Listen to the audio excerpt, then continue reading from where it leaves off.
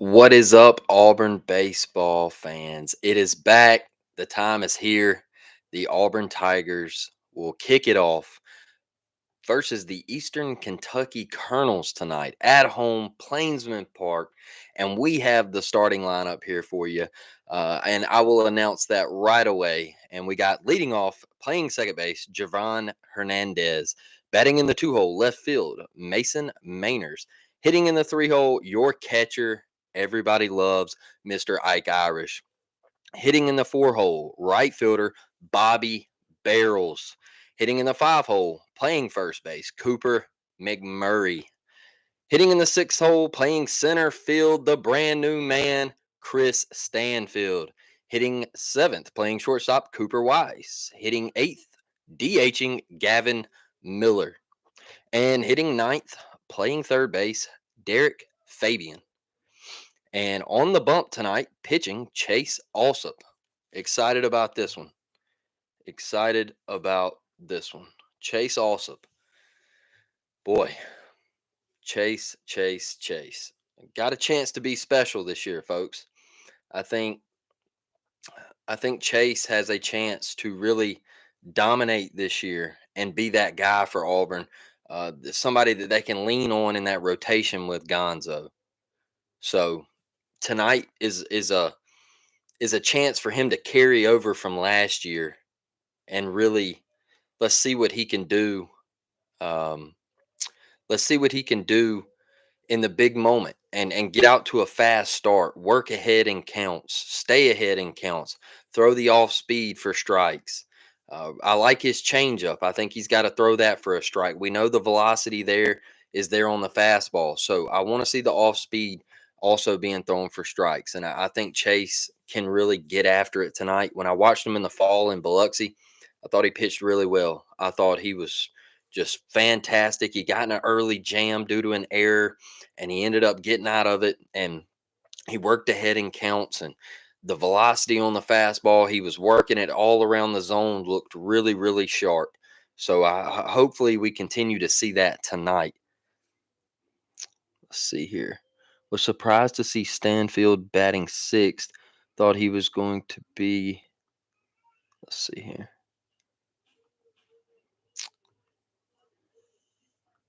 Be elite hitter.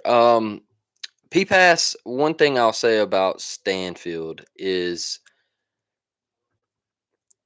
I don't think he's in the leadoff spot tonight because you got Javon Hernandez who can play that role this year.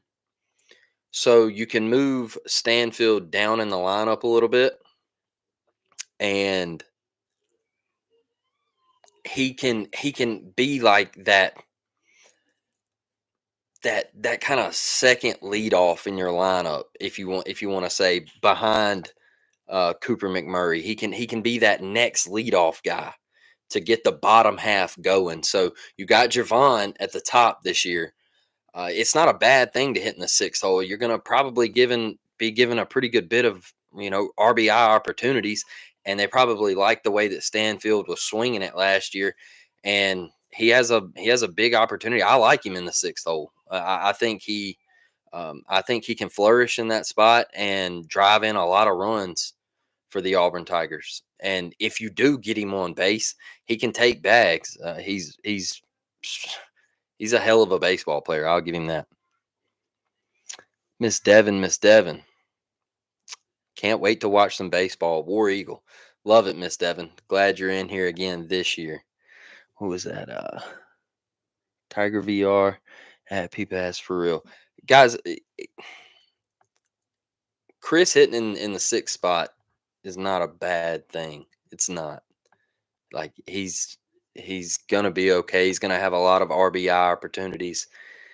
I think it's a good thing for him. It might take a little stress off of him.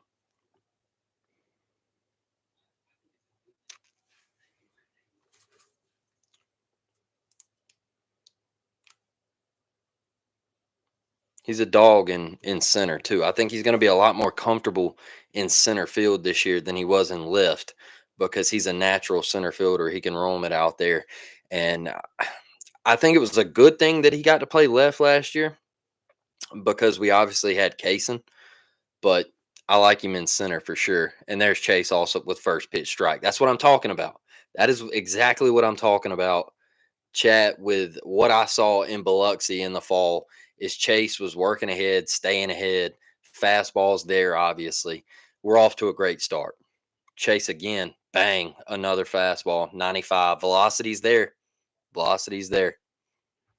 Miss Angela, how are you doing tonight? Miss Angela Crotchfeld, absolutely love to see it in here in the chat. Zach's mother, just it's going to be a tough play for Chase. Fields it, makes the throw. That's an out. You love to see it for Chase. 3 pitches, 1 out, the start that you wanted. It couldn't have got off to a better start for 46. 4-6 is dealing so far. So that is exactly what you wanted to see for the Auburn Tigers. I'm super super pleased with Chase Allsup in those 3 pitches. I'm expecting a lot out of this guy this year, and I think he can take us a long way. A tad low, a tad low. I'm okay with that. It was a great pitch, great pitch. Fastball still there. My buddy looks fierce on the mound. I mean, on the bump, Chase looks like a dog. Great pitch right there on the outer half. Over under Coop bombs. Is that 28? P pass 28 bombs for Coop. Whew. There's a ground ball, foul ball. Derek Fabian over there at 3B. An absolute dog. If a lot of you aren't familiar with Derek Fabian, one of the most pure gloves that I've seen play baseball. And I'm being straight up with you. I don't say that about a whole lot of people, but the dude is a dog. He was starting at Florida, and I think he took a shot to the face or something. Something happened, like it was a freak accident, and there's a fly ball out to Stanfield, and that's 2 away. Chase only got 7 pitches, 2 outs. Fantastic start. But I think Derek Fabian got hit in the mouth or something with a ball, and he just never got back out on the field. It happens, and he transferred to Auburn.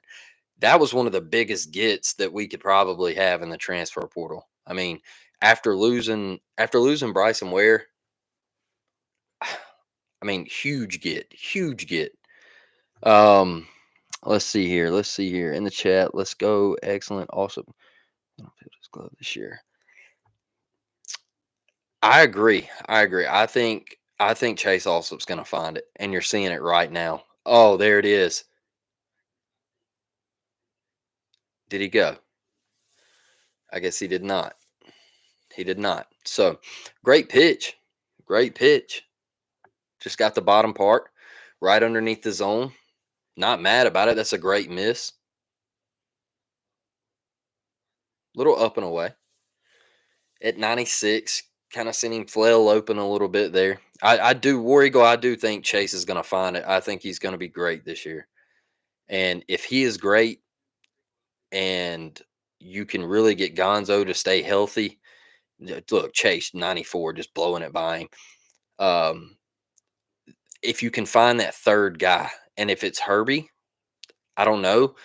It can be anybody. It could be Zach. Zach is open. Zach is open to start. I think this is Chase also. What an inning. What an inning, big fella. 4-6. That is what you love to see. I mean, Chase also. Dog. Dog.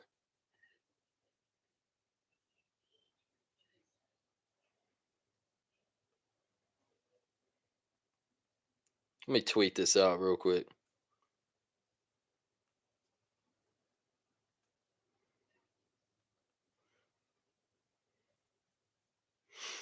Yeah, sorry, Chad. I had to send that tweet. Chase also. I just keep saying it because I'm so excited. I love to see him have that start after last year and kind of everything that he went through and his struggles at the beginning of the year. It's fun to see a kid bounce back and him really get it together last year. And I know Miss Angela knows what I'm talking about because I had a talk with it about Zach. And I think one of the biggest things last year is we saw Zach pitching with just a lot of attitude, and he was just so pumped up, and that's how he likes to be. He's got that dog in him, and I love it. I love it. But I feel like Zach was trying to find himself also. And we asked Zach when we had him on the show, we're like, how, it had to be difficult.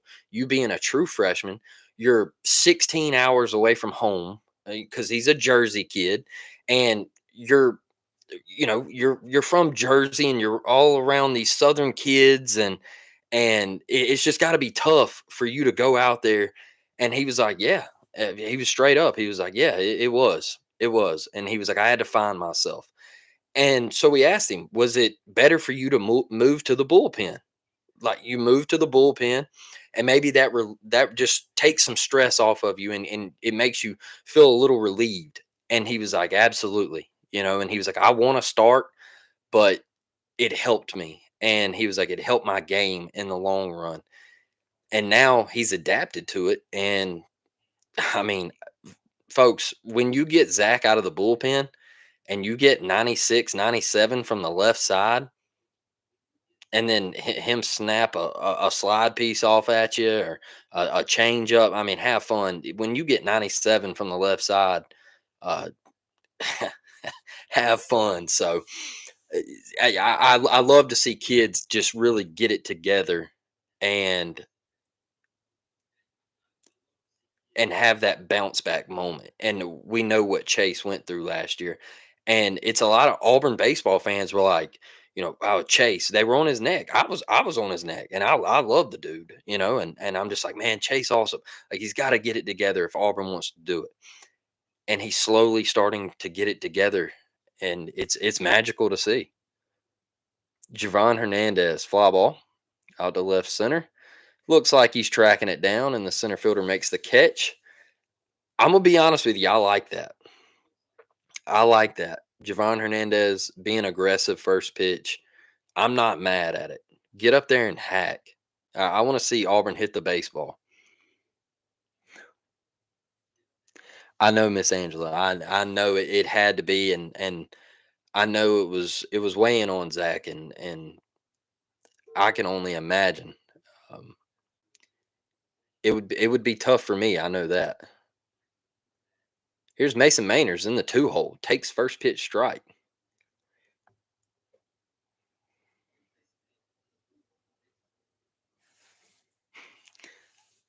Pulls back on the bunt.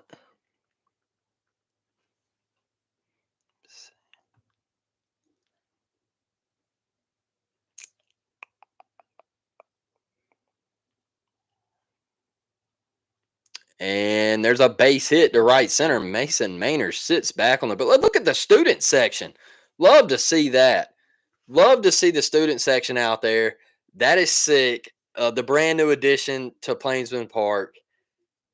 I feel like we're slowly starting to get there, folks. I feel like we're slowly starting to make it into a park that has that intensity. It will never be an Alec box, or we'll never be the bomb, or anything like that, or like going up to Vandy or anything. Like, we'll never be that. We get it. But Ike Irish, that got through there. That's a bleeder. Runners on first and third for the Auburn Tigers. One out. We're cooking. We're cooking. We're hot, folks. Let's go.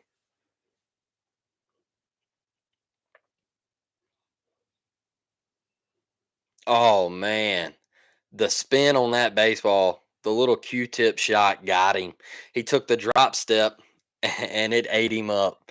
You hate to see that. That's tough. Ike Irish, 2023 SEC All Freshman team. Yankee Stadium has the bleacher. P pass, yeah, dude. I love Yankee Stadium. Obviously, uh, I've I went to New York back in 2017, and when I went, I was big on going to see the Yankees play.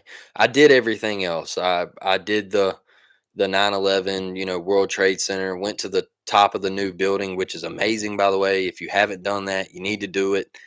Um, I did Broadway, all of that good stuff. But I sat right behind the Yankees dugout when I went to the Yankees game, and incredible, incredible, just a bucket list trip.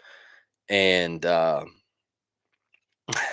was Aaron Judge's like rookie year, and he went like 0 for 4 with 3 Ks. I was devastated about that part, but it was fun getting to see him play and everything. Now they got Juan Soto, which I'm excited about. Bobby Barrel's fighting it off right here in a 1-2 count.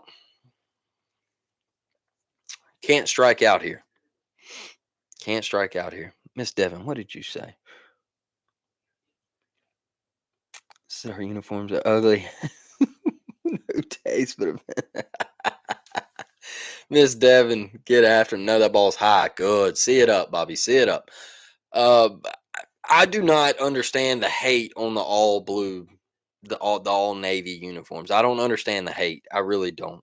I don't get it. I think they're amazing. Oh, that's pitch clock violation. Did he balk? I don't have sound, so did he balk or was it a pitch clock violation? Let me know, chat.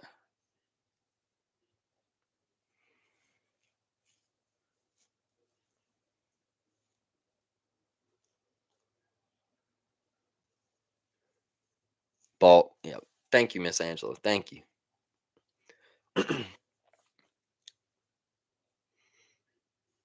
Bobby swings and misses. That's okay. Got the run in. 1-0.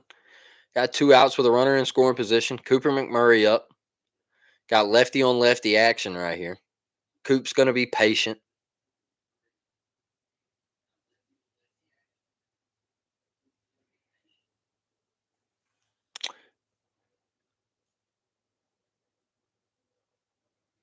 Oh, wow. That's crazy, bro. I've always wanted to do like Red Sox Yankees, but obviously I'm in Mobile, Alabama, about the furthest place you could be, right?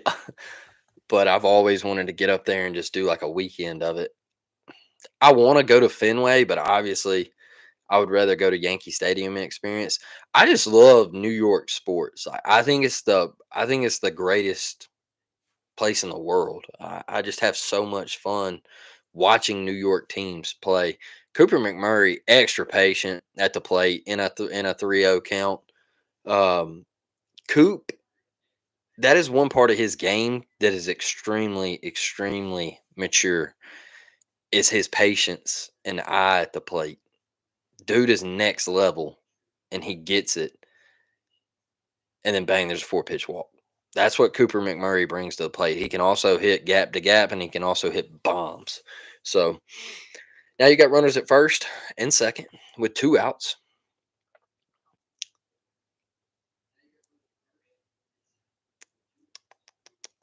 And now you get that man, Chris Stanfield. Excited for Chris this year, sophomore, a dog. If you remember, I kind of did a little preview special of the baseball. What you would kind of see in the starting lineup tonight. I think the only thing I got wrong it was the DH with Gavin Miller obviously DHing tonight. So I like that. He showed pop last year. I'm not mad about it. I think it's a heck of a move. See what Chris Stanfield can do here. Good eye, 2-0. Now here, 2-0, 2 outs, runner on first and second. Do not get cheated here. You're more than likely going to get a fastball. He's behind in the count. Going to get a fastball, center cut. Do not get cheated here. Give me a hat. Got a mound visit already. Not good. Not good for I think they're the Eastern Kentucky Colonels, if I'm not mistaken.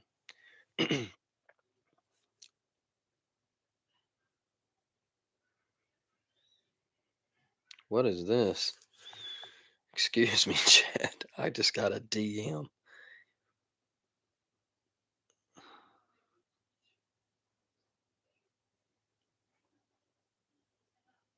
Oh, brother. No way. Oh, look at Stanfield. That's exactly what I'm talking about. That's exactly what I'm talking about. Bang! Chris Stanfield. Let's go. Let's go. Let's go. Stanfield. Let's go. That's exactly what I'm talking about. Bang!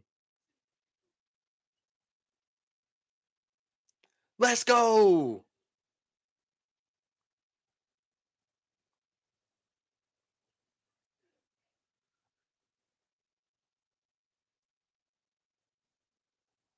Had to send that tweet out, chat. Had to send that tweet out, chat. Let's go. And P Pass said, and I wanted him leading off. I told you, P Pass, that man's a dog, bro.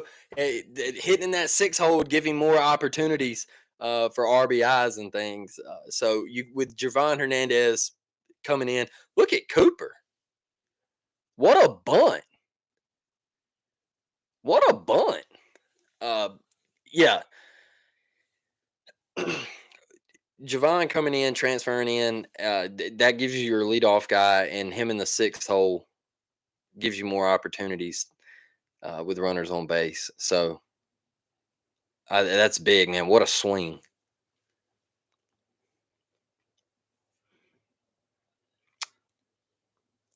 Yes, ma'am, Miss Angela. He is. He is a dog. I'm liking this offense. Miss Devon says I'm liking this offense. Up. Coop got picked off. That's okay. I'm not mad about it. I'm not mad about it.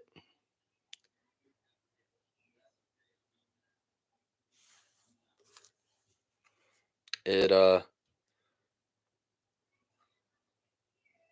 it's okay. It's okay.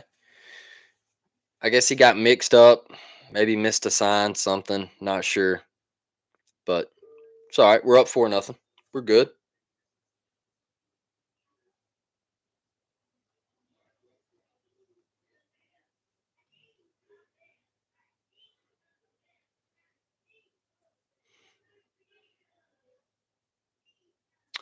Sorry, Chet. My buddy coaches high school baseball down here in Mobile, and he's just texting us about his team right now.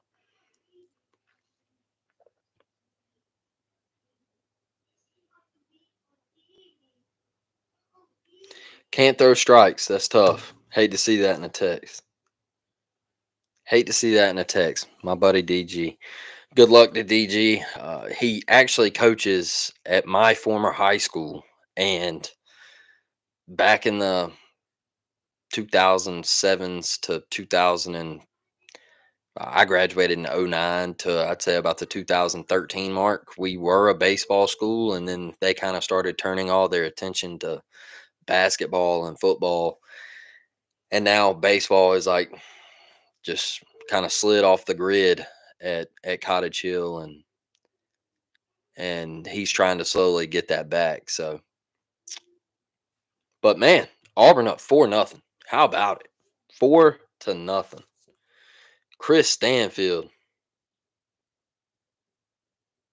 Chris Stanfield. That dude. I told y'all, man's he's gonna have a day.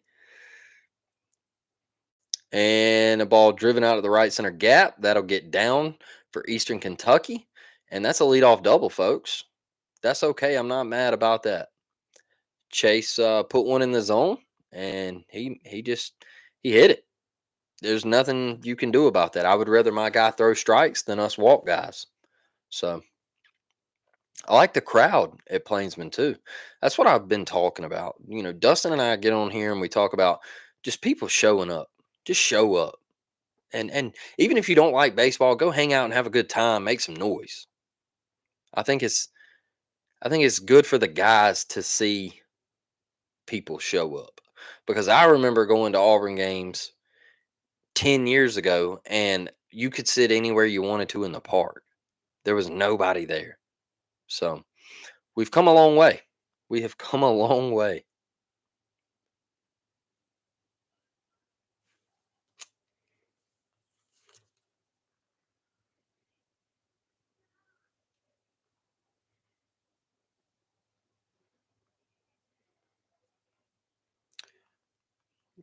Responding to the group chat real quick. Up tempo game day. If you're a member, get your Twitter handle and get it to us. We would love to add you to that. Chase with the 94 mph gas. Fighting back in the count, down 2-1. Runner on second, nobody out.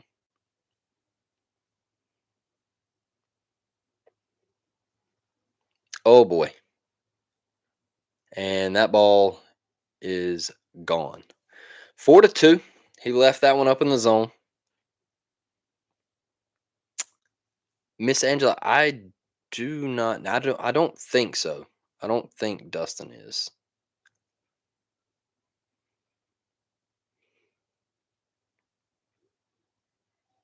That's okay. 4-2. Chase gonna have to get back in the groove. He just left that one up a little bit. Yeah, he left that one belt high, and that's what happens.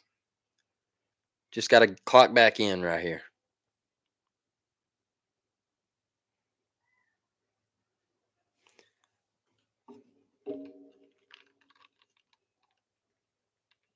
And here's Derek Fabian from 3B. Cooper with the stretch, and that's an out. Way to clock right back in next pitch.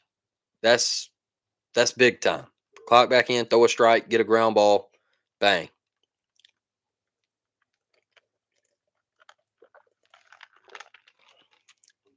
Let's talk about the renovations to the park and Frank Thomas, and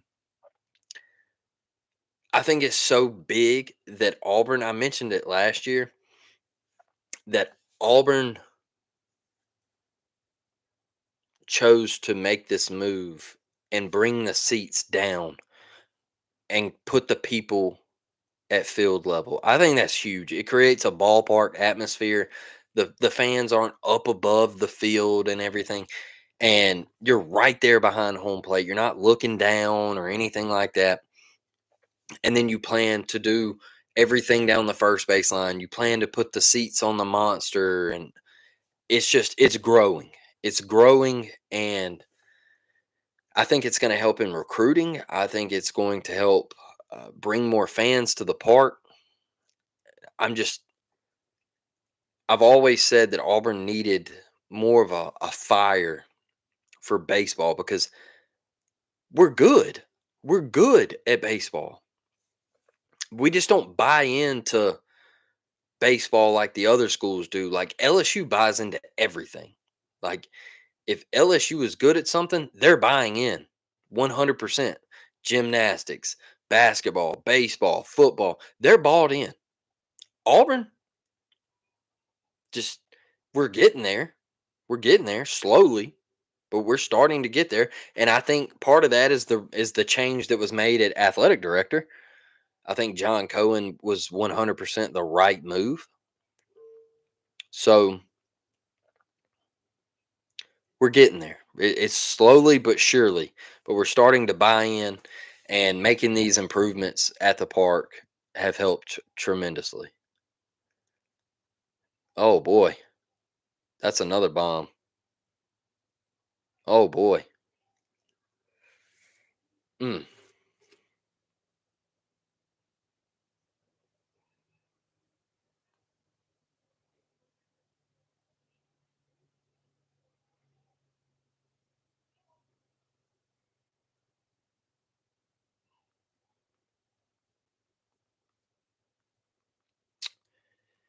Chase got to settle down. Chase got to settle down. One thing about it, folks, you're going to give up contact. It's college baseball. You're going to give up you're going to give up contact, you're going to give up hits. Um what's up, Tim? You're going to give up hits, you're going to give up home runs. You want to kind of keep it at solos, at best. Chase has got to get out of this and come back in the third inning and get back to what he was doing in the first inning.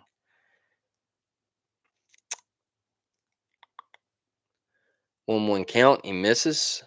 This is not the inning you wanted Chase also to have. especially after that first inning where he shut the door, was an absolute dog, and then Chris Stanfield and your offense come in and did what they did. There's a pop up on the infield. Can Coop get to it? And it looks like he's going to have room, and he misses it. 2-2 count.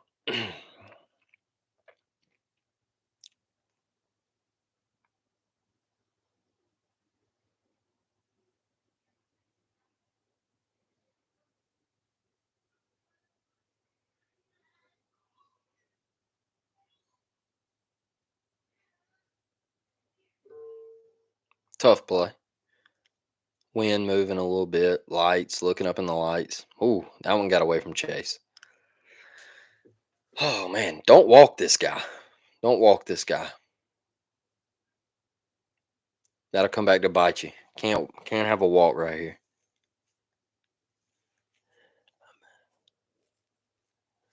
Oh, Miss Angela, I just saw your message about messaging Chris and his parents. That's awesome. There we go. Put in the zone. Making battle.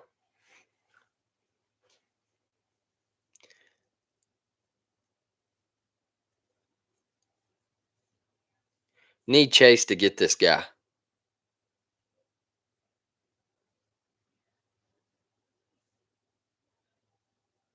Good pitch. Good pitch. Good pitch. Big out right there. Big out. Way to bounce back. Way to fight back.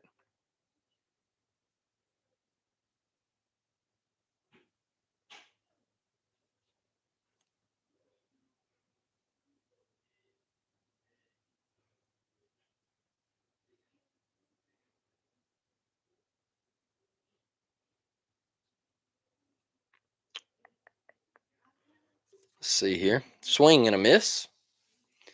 Starting out 0-1. Top two. Two outs. Auburn up 4-3.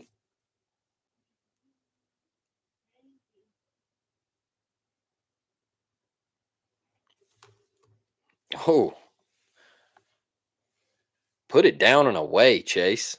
0-2 count. Santiago Peralta just swinging at anything. My guy's up there to hack.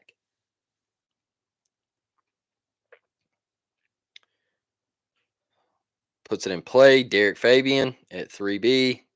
And that'll end the top of the second. We go to the bottom half of the second. Auburn up 4-3. Eastern Kentucky with 3 hits, 3 runs, no errors. Auburn with 4 runs, 4 hits, no errors. Frank Thomas in the booth. Big Frank. Crazy that he is the only SEC baseball player that is in the Hall of Fame. That is wild. When you really break it down, I mean, obviously Rafael Palmeiro would have been in there if he wouldn't have got caught with the whole roids thing and everything. But insane that all the great players that we've had in the SEC, he's the only guy that's in the Hall of Fame.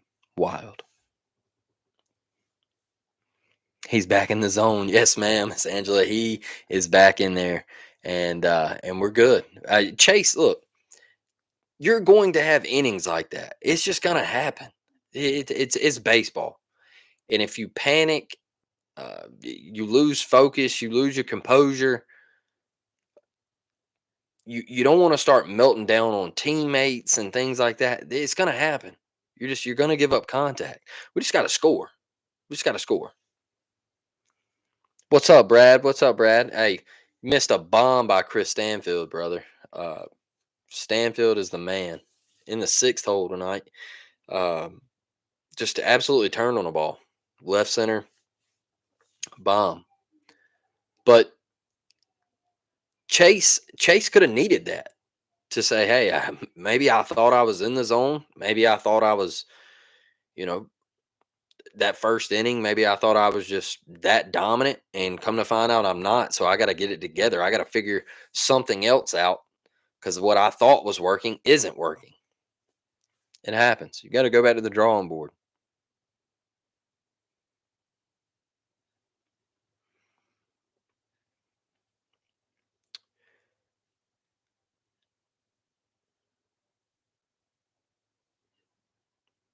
That first one, he just left the breaking ball up. The first one, he just left the breaking ball up. I mean, he left it belt high. That's gonna get hit out 7, 8, 9 times out of 10. Gavin Miller at the plate in the DH role.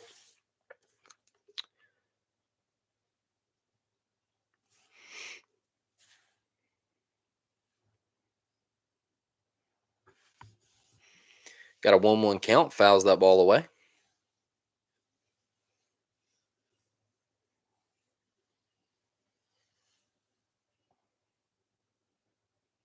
Good pitch. Good pitch. 1-2 count. Another young guy for the Auburn Tigers, Gavin Miller. Got some time last year. Played a little third, played a little second. Got to hit a couple times in the pinch hit role. And I mean, he just lasered that ball. That's going to fall. Way to sit back on the off speed. Don't get out in front. You don't have to do too much with it. Great piece of hitting there. Exactly, Brad. Good swing. You don't get out on front and lose all your power right there. Sit back, look fastball. You always look fastball. Adjust to breaking ball, and heck of a piece of hitting right there. Pick over. He's back. Yes, ma'am, Miss Angela. You have a great night. We love you too, and we can't wait to see Zach pitch this year.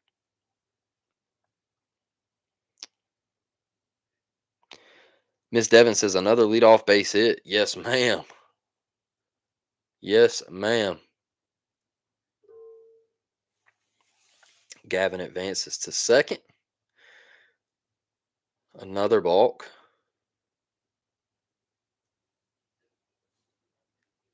You got to come set, my guy.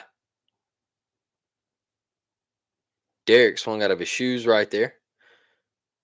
I'm cool with that. I like 9-hole being aggressive.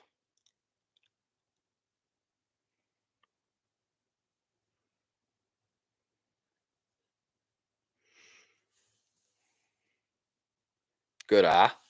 Runner at second. No outs. Bottom second. Auburn up 4-3. We're in a 1-1 count here. 9-hole. Derek Fabian up.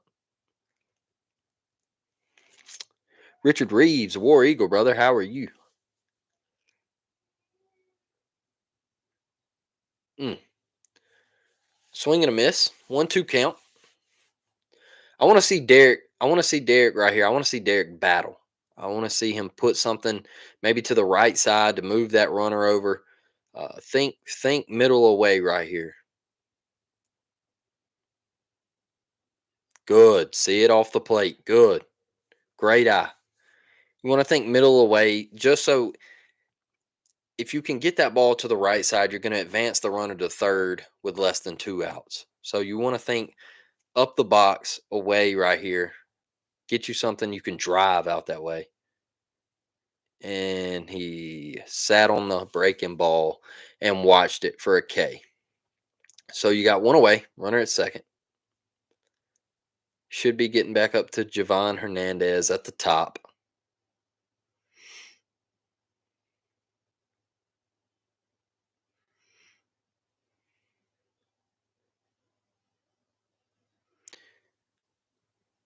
Oh, that's a pass ball. There we go. There we go. See it down in the dirt. Gavin Miller gets the jump. We got a runner at third, 1 out. Javon Hernandez up, leadoff guy.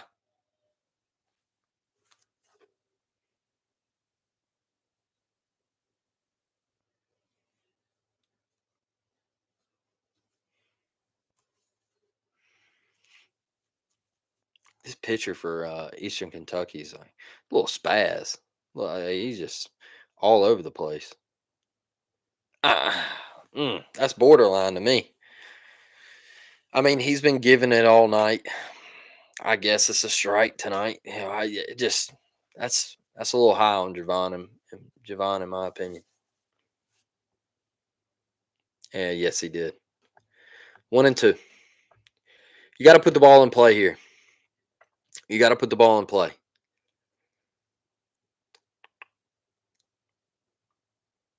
I think you're going to see probably a slider down in the dirt right here. I think he has trust in his catcher to block this ball up. Got the hook down. 2-2. Good eye from Javon right there. Don't chase anything, but also protect the plate. Fastball. 2-2. Missed. Away. 3-2 count. Great job right here from Javon. Great at bat. 3-2. You've worked it to a full count.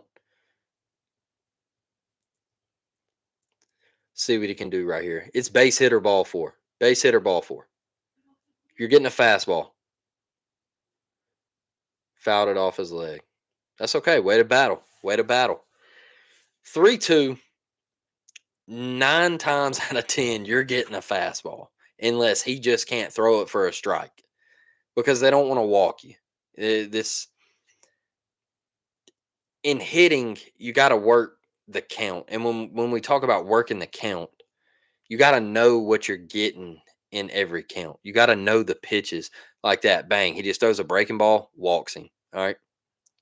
Exactly what I'm talking about. Now he trusted that breaking ball because he's been throwing it for strikes. But a lot easier to throw a fastball for a strike. So now you got runners on first and third, one out. In hitting, you gotta like it's ridiculously hard because the higher you go, the more stuff that you see. So 0 count, you're looking just dead red fastball. All right. Now the deeper it gets, like I was saying there, 2-2 count, he's coming with a fastball because he doesn't want to go 3-2. He misses off the plate. He throws another fastball. Javon fouls it off, and then he goes with the hook and misses. He pulls that back. Oh, did they say no? No way he went 2-0. I want to see Mason Maynard swinging the bat right here. Dude hit an absolute pike piece a while ago. I want to see him swinging the bat.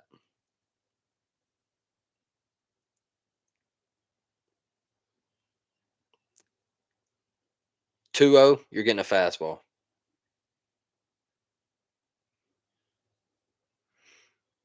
2-1.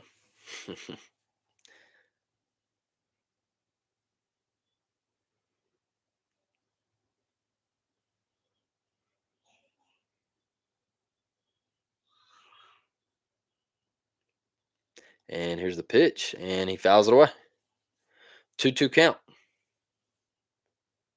Oh, they caught a ball. My buddy is having trouble tonight. My buddy is having trouble. You got to come set, my guy. You got to come set for a full second.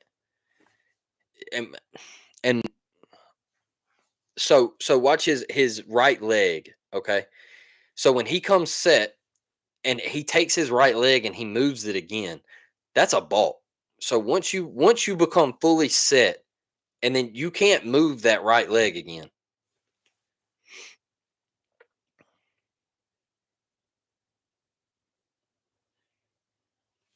The failed bunt attempts, 2-2 count. And he's pretty close to doing it every time. Excuse me. He was a little better there, but his problem is he's coming set and then his right leg, it's like he's twitching his right leg and you can't do that. You got to come for a second. All right. And there you go. He didn't do it that time. He threw the breaking ball off the hat of Mason Mainers. But you see him with that first little twitch. And then when he comes fully set, he's like twitching it again. Yeah, that one hurt. That one hurt. That's not a fun place to get hit. This guy's rattled too. He's rattled. I mean, everybody, you got 4,000 people staring at you. You've balked 3 times. You just hit a guy with a breaking ball upside the dome. You're rattled. You've given up 5 runs already, given up a bomb to Chris Stanfield. Get him out. Stick a fork in him. Hopefully, Mason Manners is okay. It's a tough place to get hit at. It doesn't feel good. It rings you. You can imagine 80 miles an hour to the dome. Doesn't feel good. And those helmets, it helps. Obviously it helps, but it still stings. Like, it ain't fun. I think another thing too, when you get hit in the helmet, it's so loud. Like, it's extremely loud. Ooh, that hook kind of got him on the ear there too.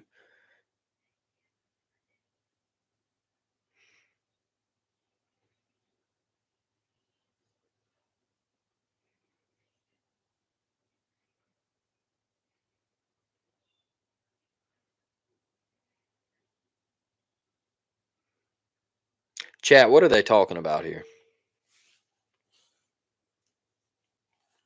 What are they discussing? I'm interested to know what they are discussing.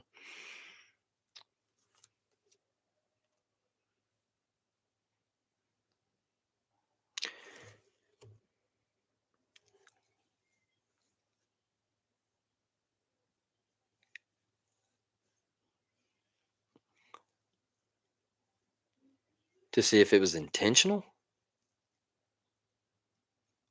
or if he. Oh, looking at another balk. Okay.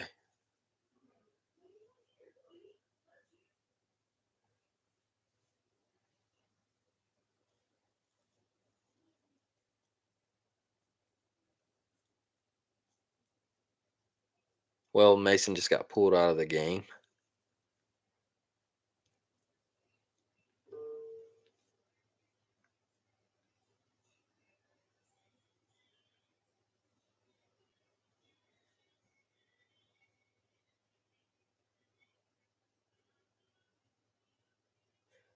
Uh, Twitter, I get you. Jeez. All right, Ike. Have an AB, kid.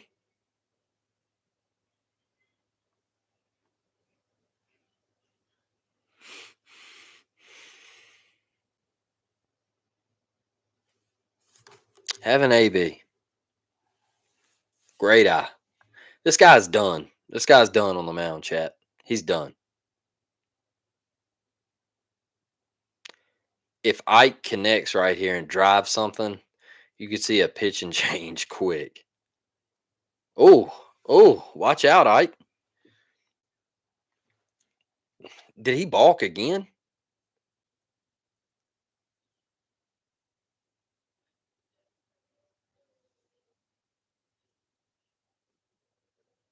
Yep, there it is. There's the ball. Bang. You gotta come set, man. Like, I know he's mad and he's probably thinking that he's not doing anything wrong, but it's that extra twitch in that leg.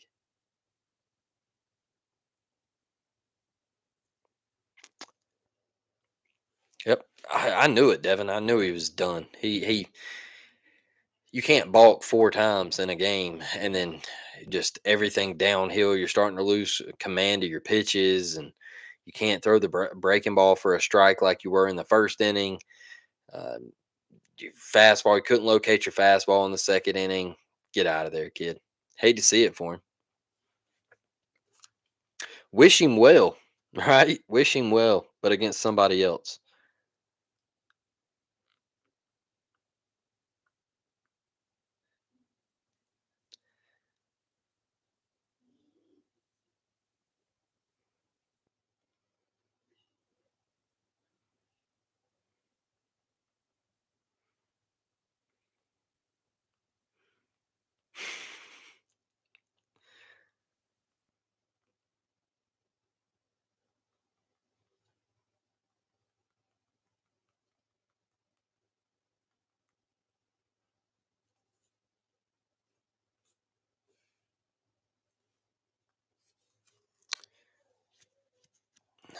Man,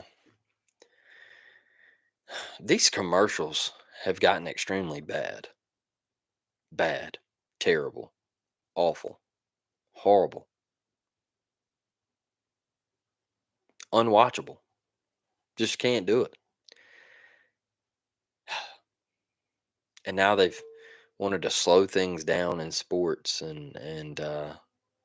or excuse me, speed things up, I guess you could say, is I guess the correct terminology they want to use. They want to speed the game up, but then they want to take 10-minute commercial breaks. Incredible. Incredible.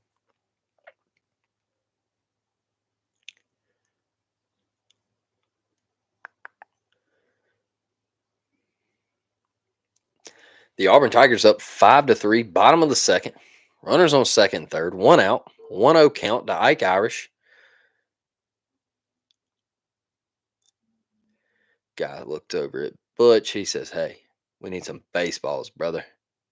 Give me some of them pearls out the box. Give me some of them brand new pearls."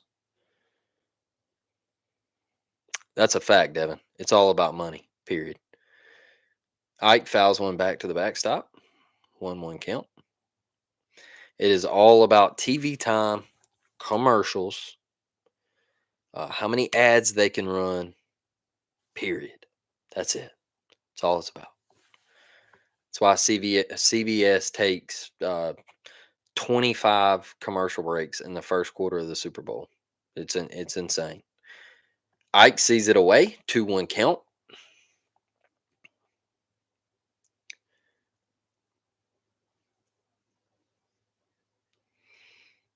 What do you throw Ike Irish right here? Think you throw him a fastball. And he fouled it away. That was probably ball three. That's okay. It's a 2-2 count.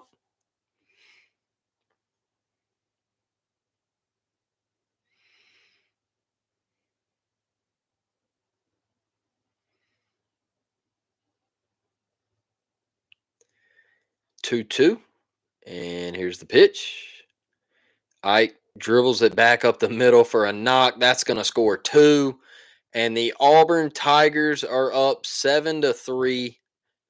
Ike Irish with a two RBI single in the bottom of the second with one out. Runner on first. Auburn up four. Back up four, I should say. Great piece of hitting to sit back on the deuce. Bang. Sit back. Let it get to you. Let it get deep. Drive it right back up the box. Dribbled it through there. That baby had eyes. And we plate two. The Auburn Tigers are back up four. Bobby Barrels, I need a better AB this at bat. Ike always coming through. Absolutely, Miss Devon. Absolutely, he is. 100%. 100%. Bobby Barrels coming back as a grad student. Big time get for the Auburn Tigers. Sees it down and away. Ike stays at first.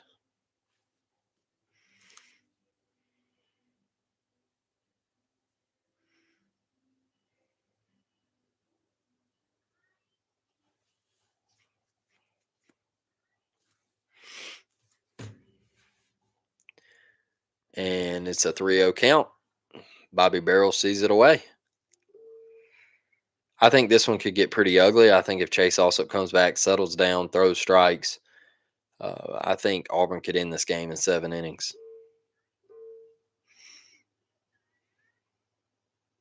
Yeah. Oh, excuse me. They called that one. It was a strike. Okay. So now it's 3-1. Excuse me. My apologies.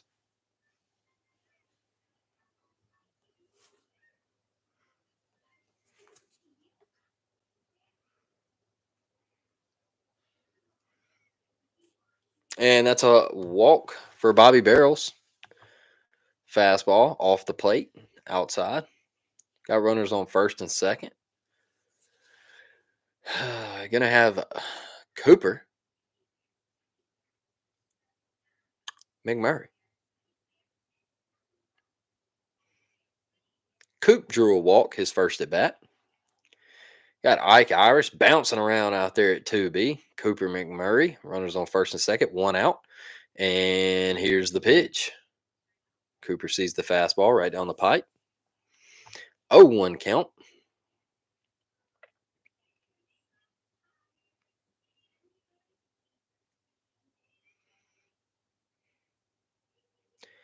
And here's the 0-1 pitch. Cooper McMurray fouls it away. 0-2 count.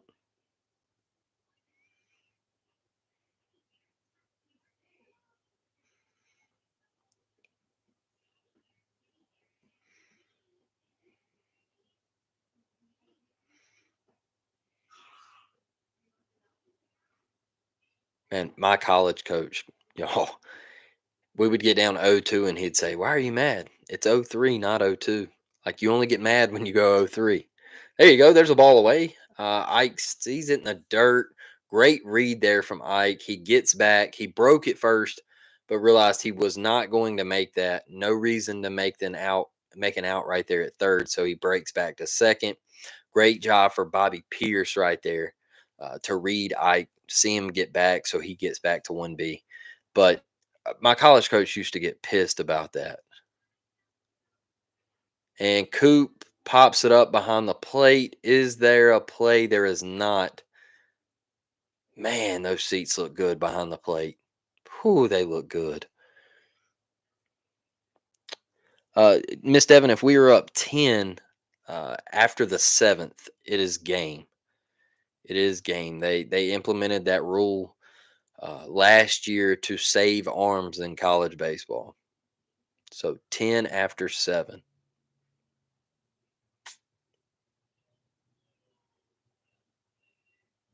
Coop with the K swings through the off speed.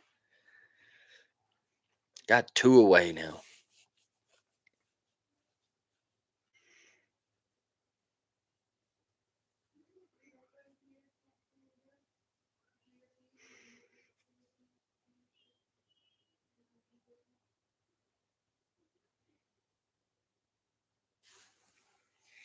Chris Stanfield back up for his second AB.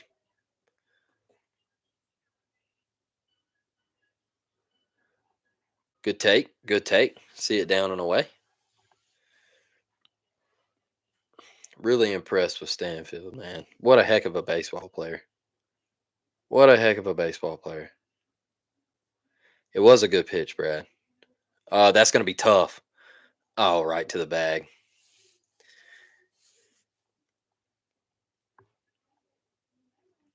Big props to Eastern Kentucky's pitcher right there. Middle relief guy coming in the second inning in a spot he's probably not used to. And he's going to have to throw a couple innings probably to really stretch that bullpen and not have to work multiple arms in game one. They're going to want him to throw a little bit. So, uh, shout out to that guy for coming in and shutting it down right there in that situation. Tough spot to be in, and he got after it. He made the big pitches.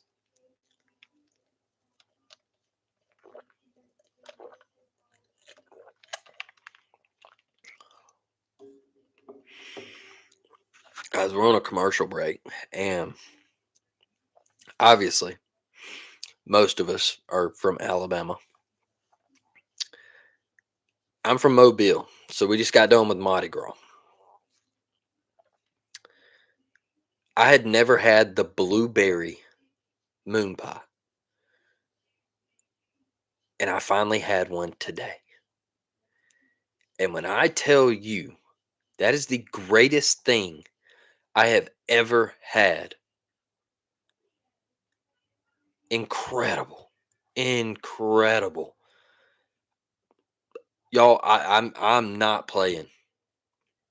That blueberry moon pie, you put it in that microwave for 3 seconds, not any more than three, because then the marshmallow is going to get all ooey gooey on you, and you don't want all that. Put it in there for 3 seconds, and that blueberry is just mm, mm, mm, mm. I'm a big fan of moon pies. I'm huge on the banana moon pies, but that blueberry is now my favorite, and there's nothing touching it. There's not. So while we were on a commercial break, I had to throw that out there because I fell in love with something today, and it was magical. So everybody knows how I feel about blueberry moon pies now. Back to it. Chase also top three. Let's go. Let's go to work. Good pitch. Just missed a bit inside.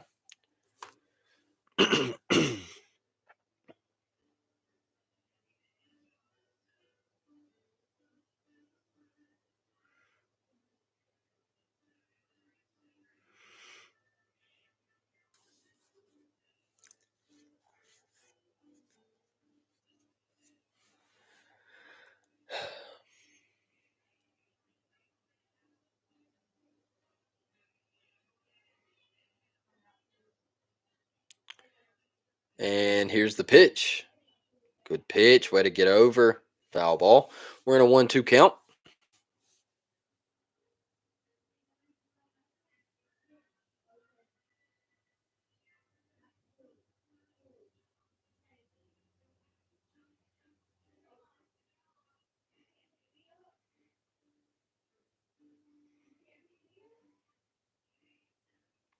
And here's Chase also. The 1-2 pitch is on its way. And he got a swing and a miss for a strikeout. Big bounce back right there from Chase also. That's huge, folks. That is huge. You want to see that. You want to see Chase keep pushing through, continue to get better. Proud of you, 4-6. Way to battle back, kid. I think Chase is going to be a dude. I think we're going to be okay. Don't get freaked out about that second inning. It happens. It happens. It's baseball. Let's see how he responds to it. Gets a swing and a miss there. Looked like a little slide piece down and away. Guy went chasing.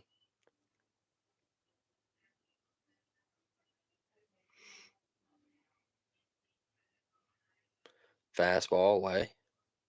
Off the plate. 1-1. Mainer's back in the game.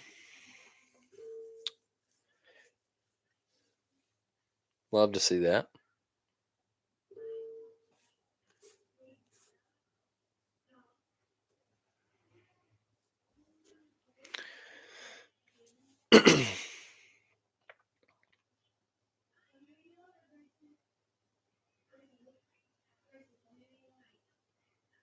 I want to see Chase at least get into the fifth. At least get me into the fifth inning. Got to.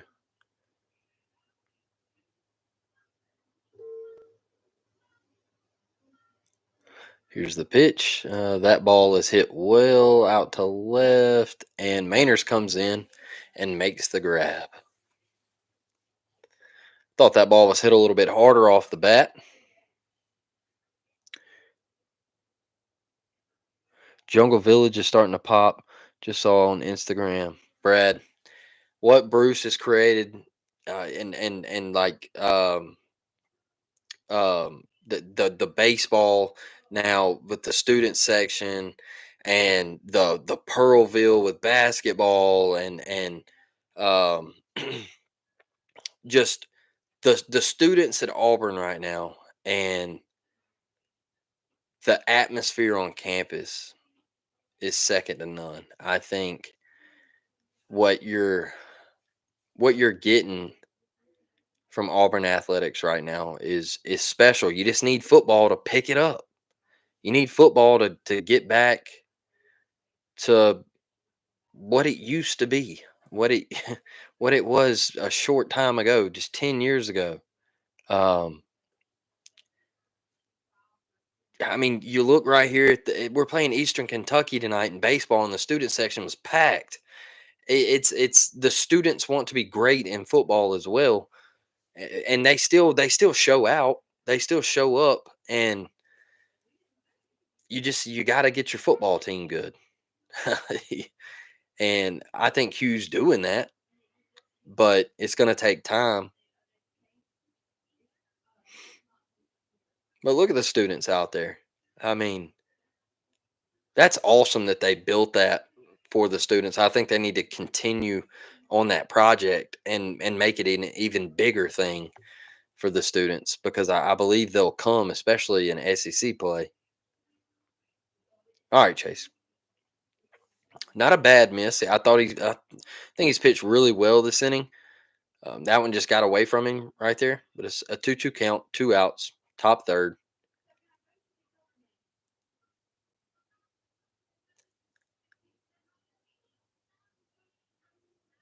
There, oh, just a bit low, just a bit low. Miss Devon, what an awesome environment. I can't wait to get to a game at Neville Arena. Wish I lived closer. Miss Devon, I'll tell you, when people make their little comments about Neville being a high school gym or whatever, okay, it is great pitch. Chase got him swinging. That is the end of the top of the third right there. We're going back up to the plate, bottom three coming at you. Auburn up 7-3. When they say it's a high school gym or whatever. The guy across the state wants to make uh, his little remarks and everything. Whatever he does, yeah, it's small. It's very compact, and I like it. I think that's the way a college gym should be. I don't want like you look at Cameron Indoor, a great atmosphere, really loud. It's small, it's tiny, but it's extremely loud. Those students do a great job. I don't want something that is 20,000 seats, and it kind of diminishes the crowd noise, and you might only get 18,000 people show up and everything like that. I like our gym. I think the small, close to the court, it gets loud. I think that's the perfect environment for Auburn basketball. Or you could get the hangar that Alabama plays in, and it's just absolutely terrible. You could get that. I love it.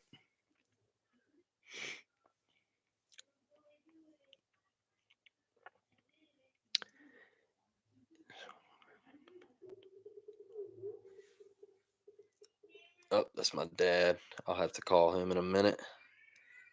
Let me see here. Let me text my dad real quick.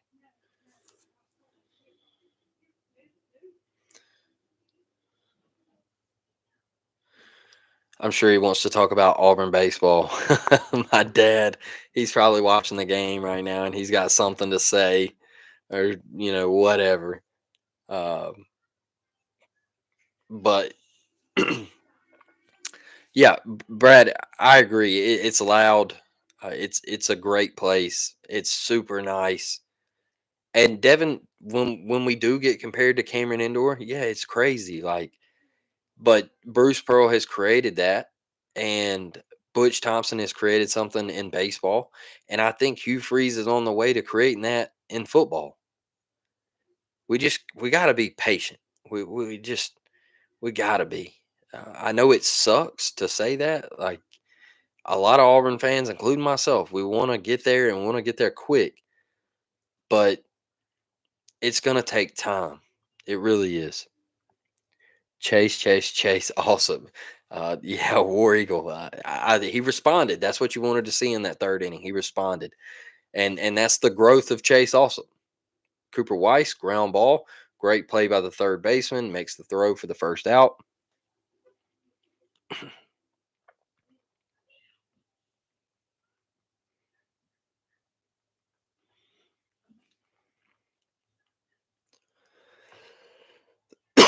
Excuse me, folks. I can't get over this cough. I can't. I've taken Nyquil. I've taken everything. I just can't do it. Like I don't know what it is. Well, I do know what it is. In Mobile, it's 30 degrees in the morning and then 75 in the afternoon. It's insane. Absolutely insane.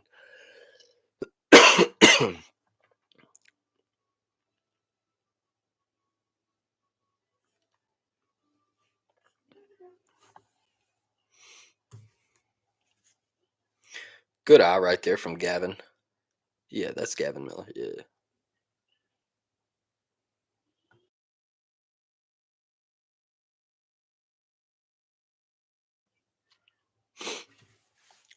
Come on, Gavin. 2-0. Gonna see a fastball.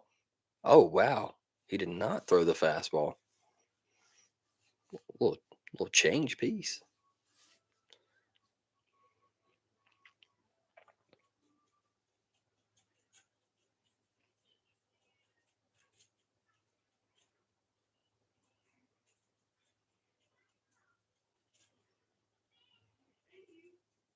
Here's the pitch.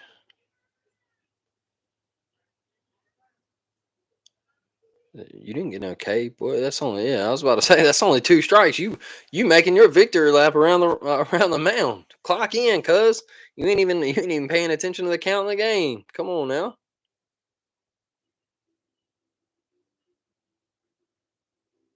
Way to fight. Way to fight.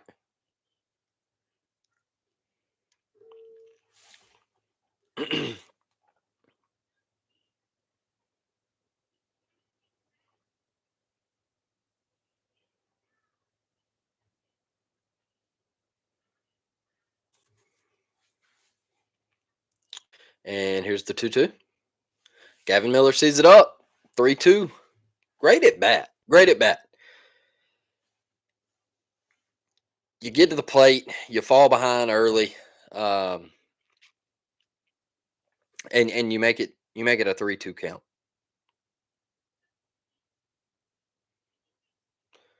Drove that one just foul. This is a heck of an at bat. I like to see these work in the favor of hits for Gavin Miller. You got an 8 pitch at bat.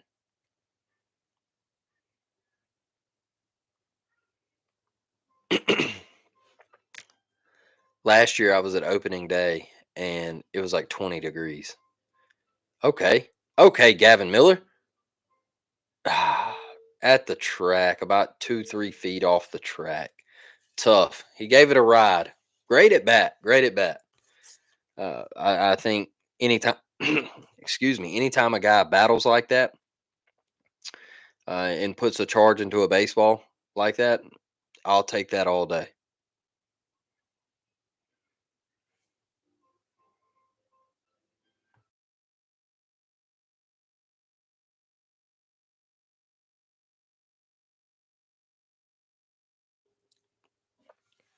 I want to see something from Derek Fabian.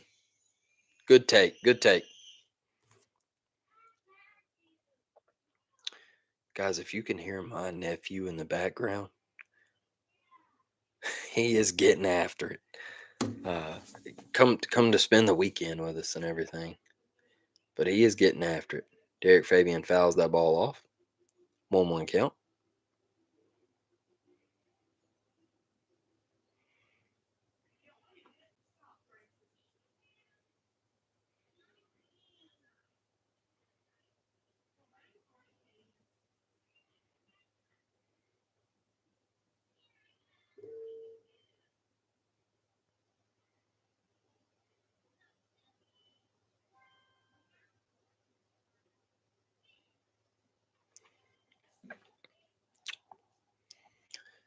In a 1-1 count, bottom third, 2 away.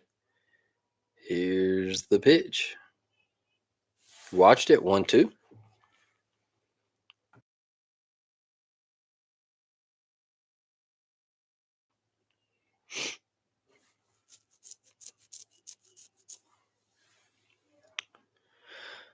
The 1-2. 2 outs. And here's the pitch.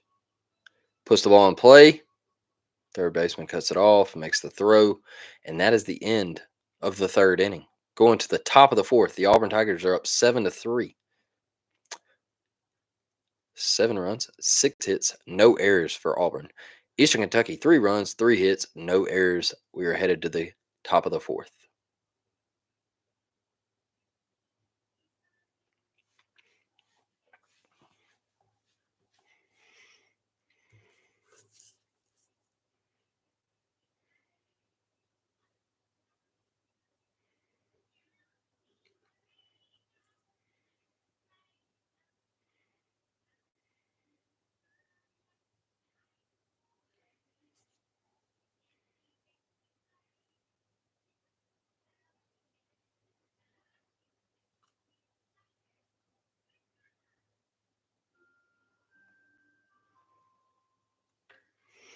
Mm.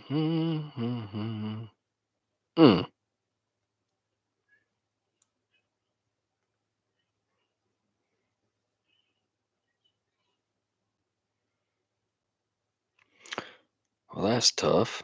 Lost that bet. I took Oklahoma to beat Oregon today in baseball, and Oregon won 4-2. Tough break. I thought Oklahoma, they had a good amount of starters returning, and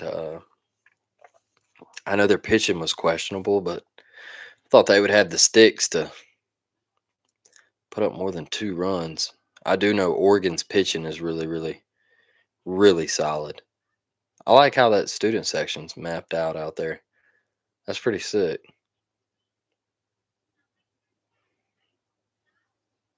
Good for them. They got something to They got something to do out there, and it's just not a hill anymore. Good pitch from Chase also.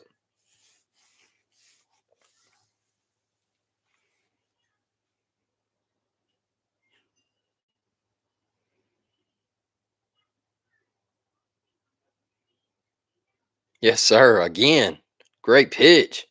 0-2. Chase working early. Would love to see him get us into the fifth of the sixth.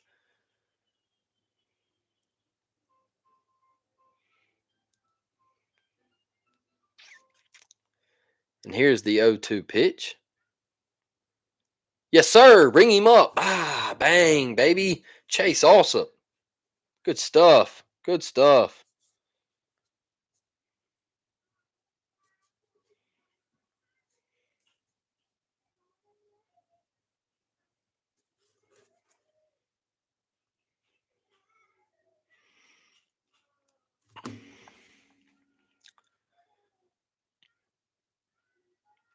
This guy's who hit the bomb in the second.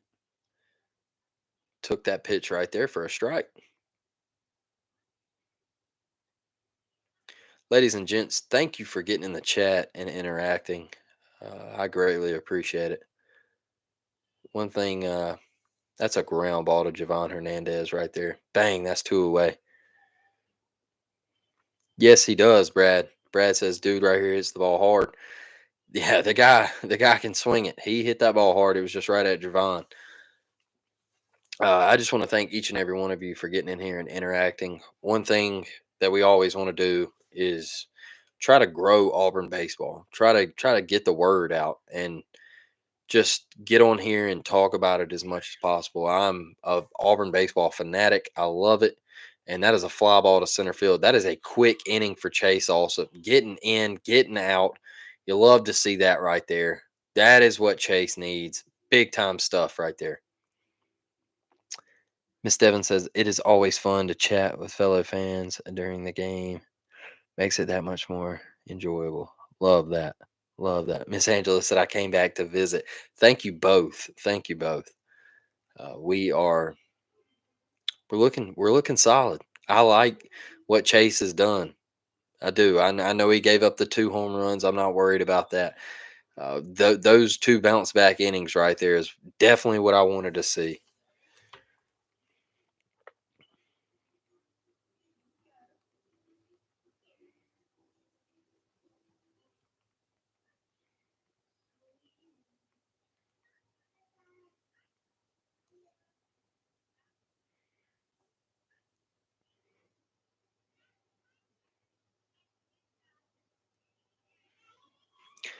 Look, Chase has done great. He's done great. If I had to if I had to really sit down and rewatch it and grade him and everything, he's made maybe five bad pitches all night. Maybe five. Two of them just got hit at the park. So I'm not gonna sit here and he's given up 3 runs to Eastern Kentucky. Chase just he can't get it together. Dude has been phenomenal tonight, and you can't ask for anything better than what he's given you. Your offense has stepped up to the calling. Your offense has done really something every inning and putting motion on the bags, and that's what you want to see. I'm still in shock with the balks. Well, like I said, Miss Angela, he was balking almost every pitch. And even when he was warned about it, he still didn't understand what he was doing wrong. And he was just triggering that right leg. And they're going to have to work on that. They're going to have to get in practice and figure that out because he had that little leg twitch. And then when he become fully set, he would twitch it again. And it was almost every single time. And he was acting like he wasn't doing anything wrong. But I don't know if he just wasn't feeling it or that's just something that some umpires don't really like. They don't really call balks. Like they don't really pay attention to it a whole lot. It's just not their style or whatever. Like I've seen some people stop a game and say, "Hey, look." you know, you're balking. Uh, let's fix it before I start calling it. Like some guys will do that. Some guys will call it out the gate like they did tonight. Was he a freshman? I'm not sure. I'm not sure. I can look that up. Javon pulls it back. Ball got in on him a little bit. Pulled the bunt attempt back. Let's see.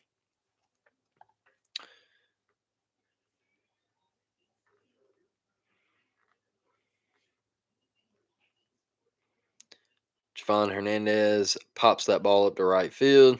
Right fielder gets under it, and he makes the grab.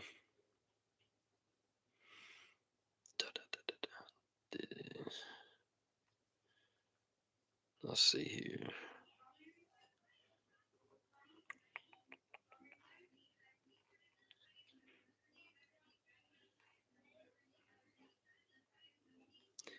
Mason Mainers up to the plate. 1 for 1 with a double, run, and a hit by pitch. Let that one go. Not his pitch. Early in the count, don't be swinging at something that you don't like. I'm okay with that.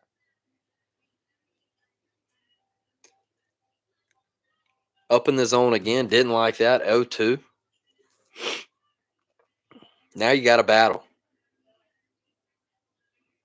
Now you got a battle. Hits the off speed to second base. Backhanded. Thrown to first. That's okay.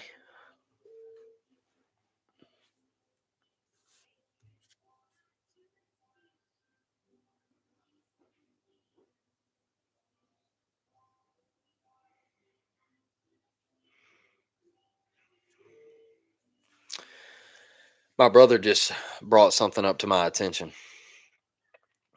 This is how bad it is for college baseball right now. Is there's no other sporting events. There's no other sporting events on. There's not Major League Baseball. Ike Irish. Ike Irish. Ike Irish. Get out of town, big dog. Ike Irish. Let's go. Bomb.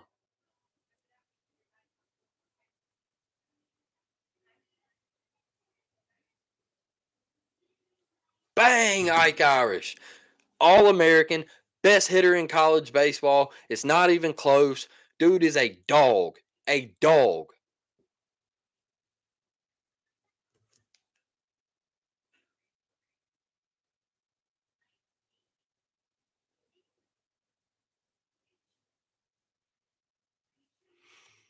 But anyway, back to my point. There's nothing else major on TV tonight, and you're having to go to ESPN Plus to find college baseball. Bobby Barrels, soft fly ball out to right, makes the grab. That will end the fourth inning. We're going to the fifth, and the Auburn Tigers are up 8-3 because of that swing right there. Ike Irish, bang, see ya, get out, ball. My man, the Detroit Lions fan, hits. Hey, look at the Auburn students throwing a little beer around out there. Hey, throw a little bit more out there, kid. Um, but nothing else on TV. And we're having to go to ESPN Plus to pull up games. You got Tennessee and Texas Tech, two elite baseball programs, and they're playing on Flow Baseball where you got to pay $11 a month for a subscription. And it's nothing. There's nothing. There's nothing. Why would a pitcher throw that to Ike? I don't know, Brad. I question that myself, brother. Like Ike is unreal. Unreal. I made that comparison the other night with Zach, and Zach called him pure, that he is just one of the most pure hitters that he's ever seen. So I get frustrated with college baseball because it's like they don't try to promote the sport. They don't. And it's one of the greatest sports there is. Like it gets promoted in Omaha, but that's it. It gets promoted for 2 weeks, and that's it. Like, people don't care about regionals, people don't care about super regionals, they just care about Omaha. And if you watch the whole season, it is one of the best sports on this earth. These kids are super passionate. They love the game of baseball. And it's sad that it just doesn't get promoted. Like, it's just ESPN not going to do it. You got to pay $11 a month for Flow Baseball TV. And when I tell you the quality of that app is awful, it's awful. I paid for it 2 years ago. Auburn went out to Texas and played in Arlington, and played Oklahoma and Kansas State and somebody else. Gymnastics is on SEC Network tonight. I love our gymnastics team, but why not have baseball on SEC Network and gymnastics on Plus? Exactly. But like, my biggest thing, Devin, is Tennessee and Texas Tech. Why don't you have them on ESPN? They're not on. It's nothing. Like, you're not doing anything to try to promote the game of college baseball. Thank goodness this year we with if gymnastics was playing last year, the baseball game wouldn't have been televised. Like, that's how bad it was. We would have had to listen to Andy and Brad Law on the radio. It's terrible. Like, we're just now getting to the point where we can have gymnastics and baseball on campus at the same time, so we can televise it. Like, it's bad. It's bad, and there's just no support behind it. And that's why I'm not going to tell you his answer, but I asked Zach about NIL opportunities and how is it helping the baseball players, because we're short funded in baseball because we're in the state of Alabama. We don't get the money that other states get, like Florida or Georgia, or whatever, Louisiana. We don't get that money.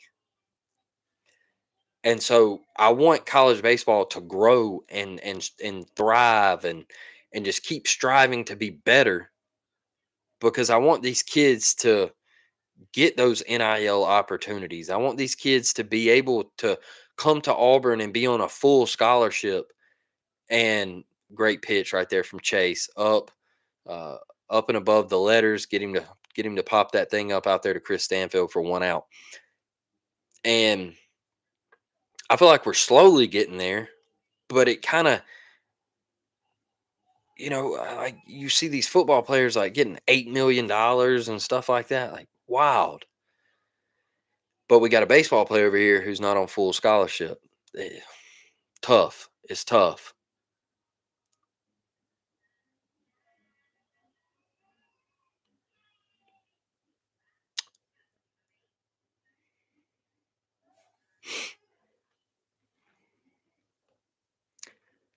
Why doesn't baseball get the money, Miss Karen? So there is there is a thing in Florida. It's called like the Star Scholarship or whatever. And Alabama doesn't offer that, so they can. It's like, it's hard to explain. It's basically, they can give a kid a scholarship, without it taking up. They can give like an in-state kid a scholarship without it taking up one of their scholarships. Like, it's super weird because you only get 11.7 scholarships in baseball, and Alabama doesn't get those. So we're behind when it comes to money, and we have to sit down and break down our scholarships and things like that. It's extremely difficult and it's really hard to explain, but we're at a disadvantage. And that's why, you know, Mike G did an interview with Butch, and Dustin told Mike G to ask that question. And Butch was saying that NIL has helped, and being able to bring kids from like out of state and things like that, because the state of Alabama is just behind. and we're behind in a lot of things, but it baseball just doesn't get that spotlight. But we're getting there. We're getting there. Like,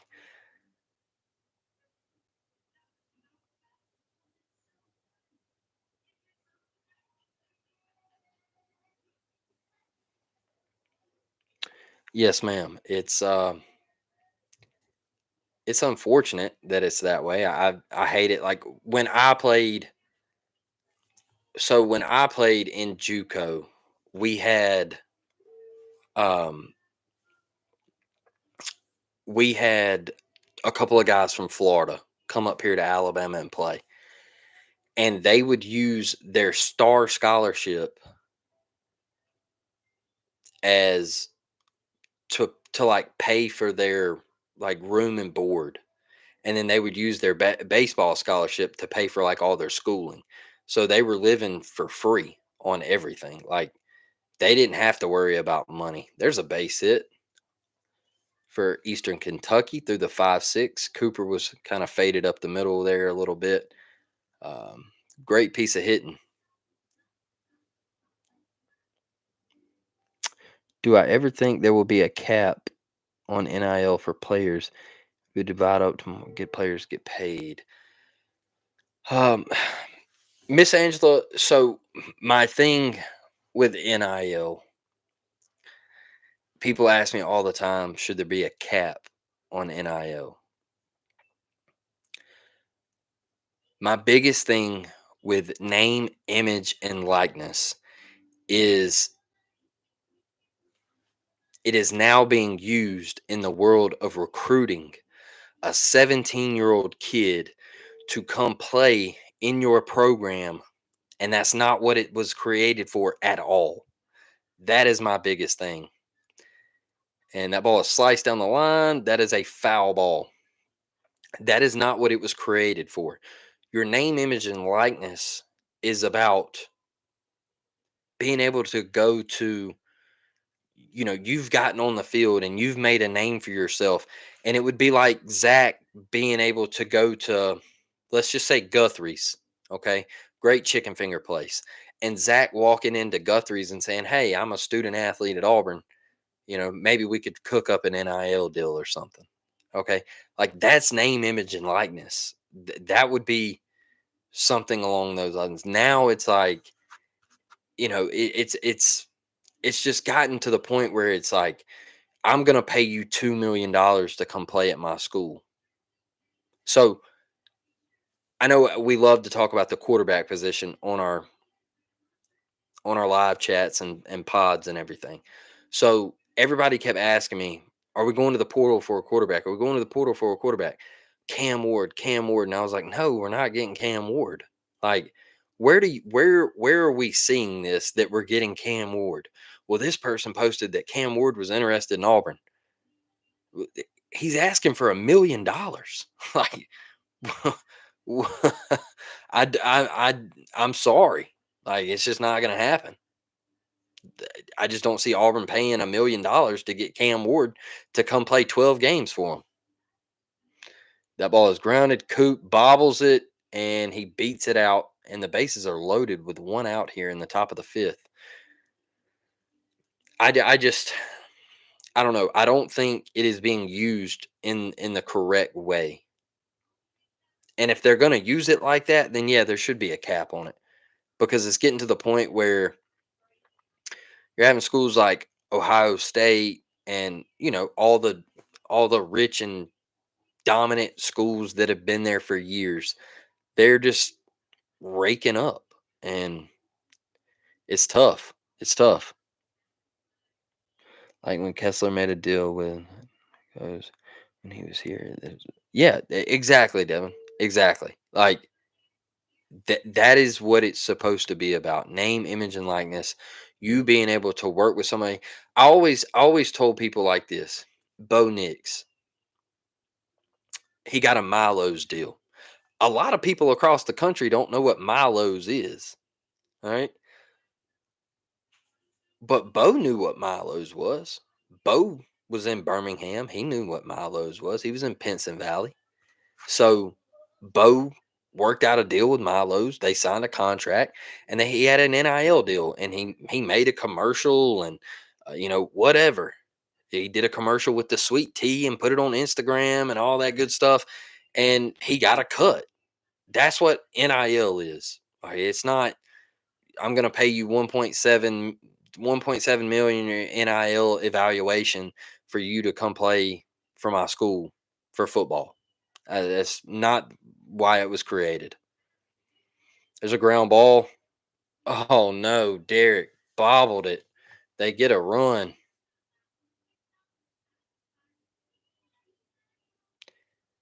This isn't on Chase Allsup, folks. Chase Allsup has done everything that he has been asked to do. Ball just got away from him.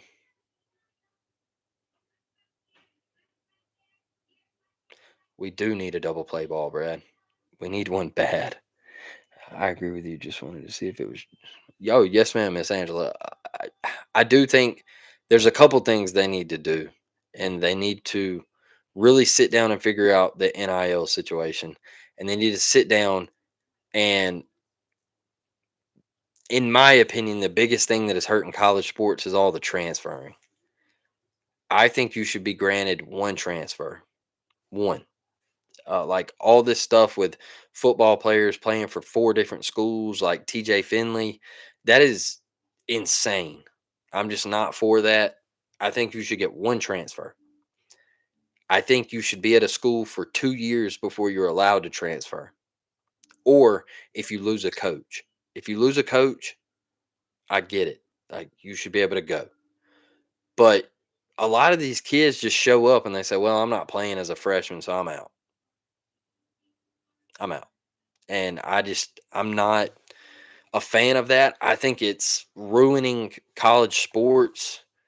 But I think they're also doing other things like conference expansion that's ruining college sports. I do. I think college expansion, the conferences and messing around with all that, I hate it. I do not like it. I understand why the Pac-12 collapsed. It's going to be miserable. Like, they're only looking at the football side of things. That, honestly, also better settle in. Yeah, he's got to fight back right here. Good pitch. Good pitch. 3-2. Can't walk in a run. Can't walk in a run and then put the go ahead run at the plate. That would be a disaster.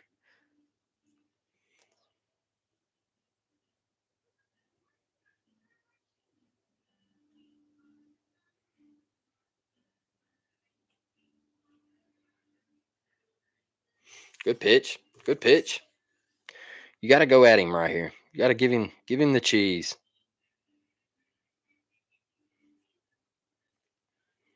Give him the cheese.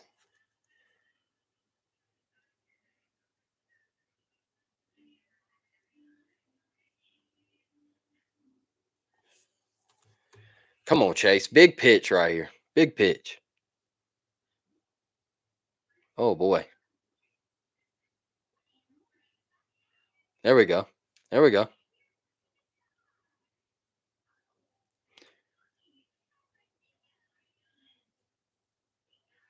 8-5.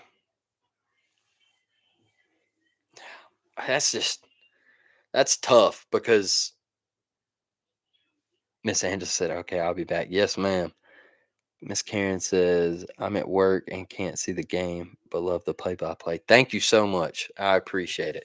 I try to, I tried to get on here last year a good bit and do this, and I do it for just for that, Miss Karen, is because I know some people might be at work, some people might, you know, have something to do and just can't watch the game, and I just want to get on here and just be a voice, and we can talk about anything, and that's like about NIL and the transfer portal.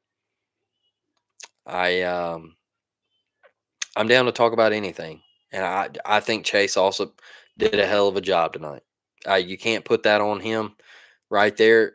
We just didn't make the plays in that inning that we needed to make, and I know Miss Angela is a nervous wreck right now because it's gotten close again, but I'll tell you this: first game of the year, butterflies are bouncing around. You probably got some family members there. You're probably a little nervous. Your girl's probably there, and it's the first time playing somebody different than yourself, and there's some extra juices, and you make a mistake. It happens. Vandy won on a walk off today, so they were down one in the last inning, had runners on second and third with two outs, and hit a Texas leaguer down the third base line. So it happens. It happens. It's just baseball's a funny game, and if you win by one or 100, they all count the same. So there's some things to get better at, but I think Chase did an incredible job. Like I said, he probably made five bad pitches all night, and two of them got hit out the park. Tanner Bauman, big piece of this bullpen. Big piece of this bullpen from Jacksonville, Florida. Next week, I will be going to Jacksonville, Florida to watch the Auburn Tigers play. Friday, we play Iowa. Saturday, we play Wichita State. And Sunday, we play the Virginia Cavaliers. So I cannot wait for that trip. And Tanner Bauman is from Jacksonville, Florida. So a coming home party for Mr. Tanner Bauman next week. Ryan Sandberg. Love that. Love that. Ryan Sandberg, favorite player, Cubs fan.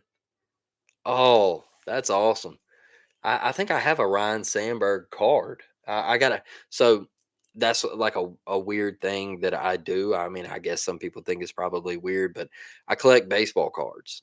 And I started when I was like a young kid. My dad, huge baseball fans and everything. Like my dad was like huge into collecting cards and everything. Michael Jordan, and he's got all the Birmingham Barons cards of Mike. And I just kind of picked it back up a couple years ago, and I really got into collecting baseball cards. And even though like now the hot thing is NFL cards and NBA cards, but I just don't really get into the NFL and the NBA like that. I watch the NFL, but it's just not my thing. But I'm pretty sure I have a Ryan Sandberg card over there in my case. The Cubs, I like that. I love the new Cody Bellinger that is with the Cubs right now. I'm proud of him for getting his career back on track. Come on, Tanner. Come on now. Throwing strikes, baby. Throwing strikes. He's one of my favorites ever. Yeah. Oh, you do have a Sandberg card. That's awesome. Yeah, yeah. He was a dog. He was a dog. My dad used to talk about him all. My dad would be like, man, he was just such a gritty player, just so hard nosed and get it. Which my dad says that everybody like back in that day.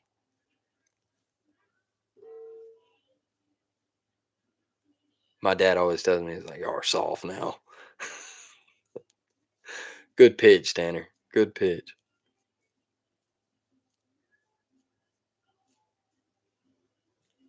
3-2. Don't walk him.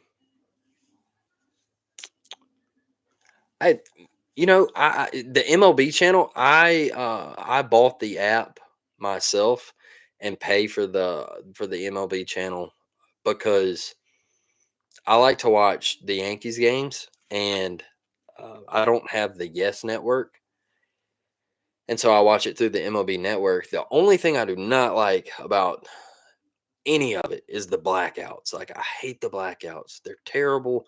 I can't watch Braves games. Stupid. I hate it. Great pitch, Tanner. Way to get out of it. That's big boy stuff. That's big boy stuff. Tanner Bauman leaves them stranded. Auburn's still up 8-5, going into the bottom of the fifth.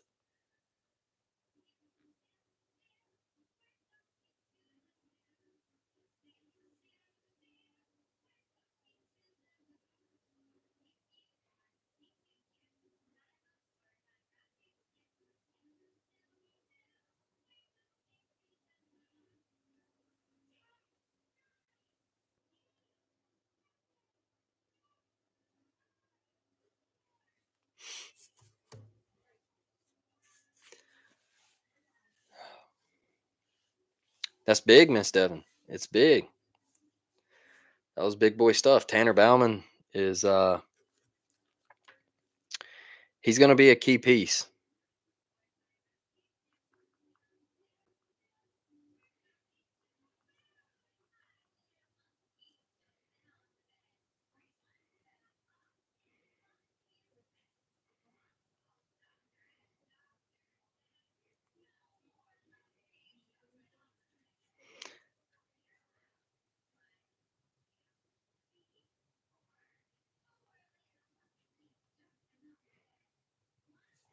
Um,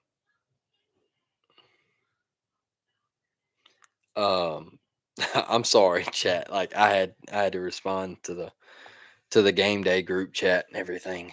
We were just talking. We were that jazzy. That dude, he's awesome. He will cut a rug, and I love the jokes that he cracks. He's a funny dude, and he's a good person. So if anytime you see me looking over here or anything, I'm responding to our game day group chat.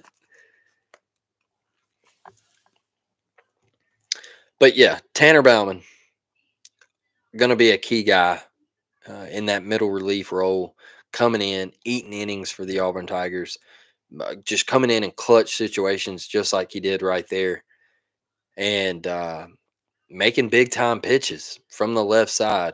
And he got a lot of experience last year, and you're gonna see him again this year. Coop, tough night for Coop. Tough night.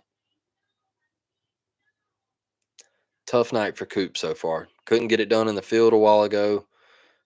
Struggling at the plate right now. Tough night for Coop. Happens. Need to get some runs back here, Miss Devon says. Absolutely. We need to stretch this thing out a little bit.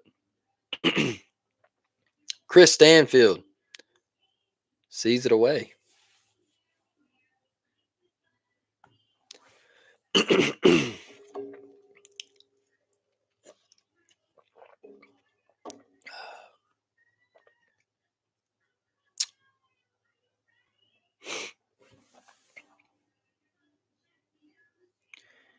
Got a 1-1 count.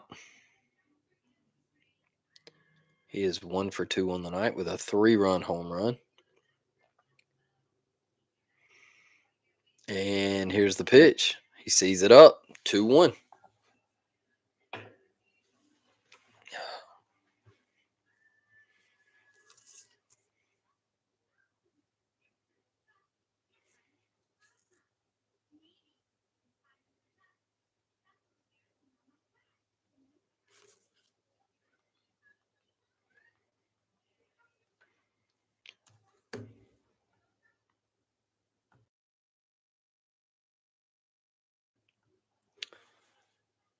Chris Stanfield.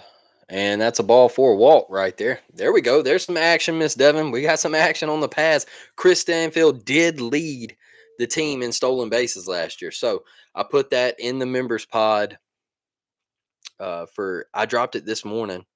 I'm sorry, I had a rough day yesterday, but I got that done last night, dropped it this morning for each one of you that are members. I hope you watched it, and there was a lot of good info that I heard out of fall practice and everything. So I put that in there for you, and I will try to do that every week when we have big time series coming up, SEC play, and I'll try to put one of those out there for you. The announcers were talking about the center field position and said Case and Howell was there for like 15 years. Yeah, yeah. It felt like that. It felt like that. Kaysen was a dog. I will give him that. A very good defensively, and you know he took a lot of took a lot of shots for his bat sometimes. But I mean, he only pounded out what the most starts in Auburn history, and what was the doubles thing that he had? I believe I can't really remember, but he was a dog.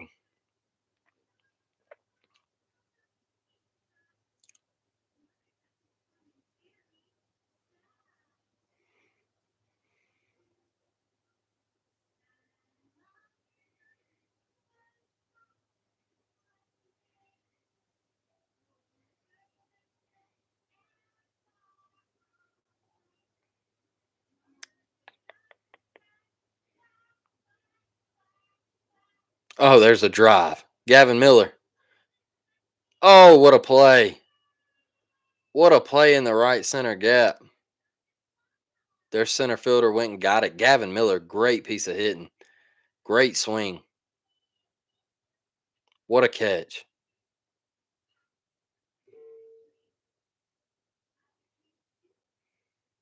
What a catch.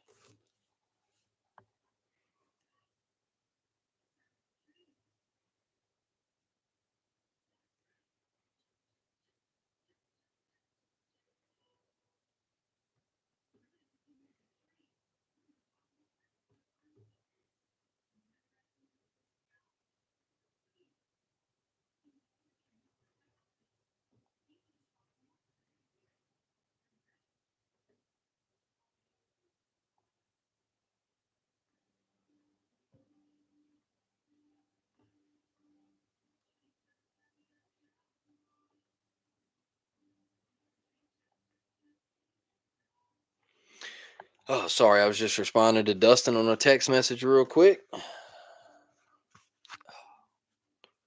Let's see. Yeah, there it is. Kaysen tied the program for career doubles. I knew it was something like that, Miss Devon.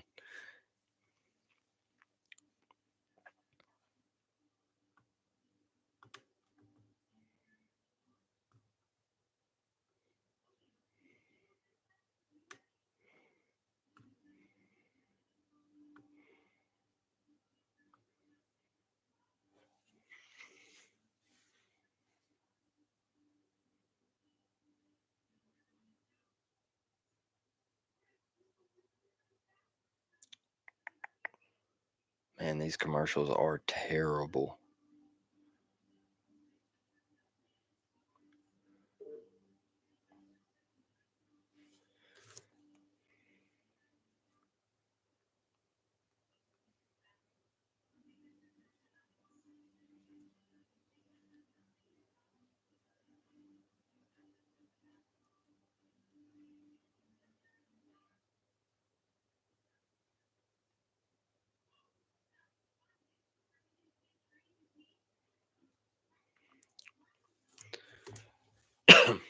This guy can hit. This guy can hit a little bit. Lefty on lefty, though. Tanner delivers a strike, first pitch. This is actually a good matchup for Auburn with this guy being lefty on lefty. Good. Swing and a miss. Waiting to hear what a drop.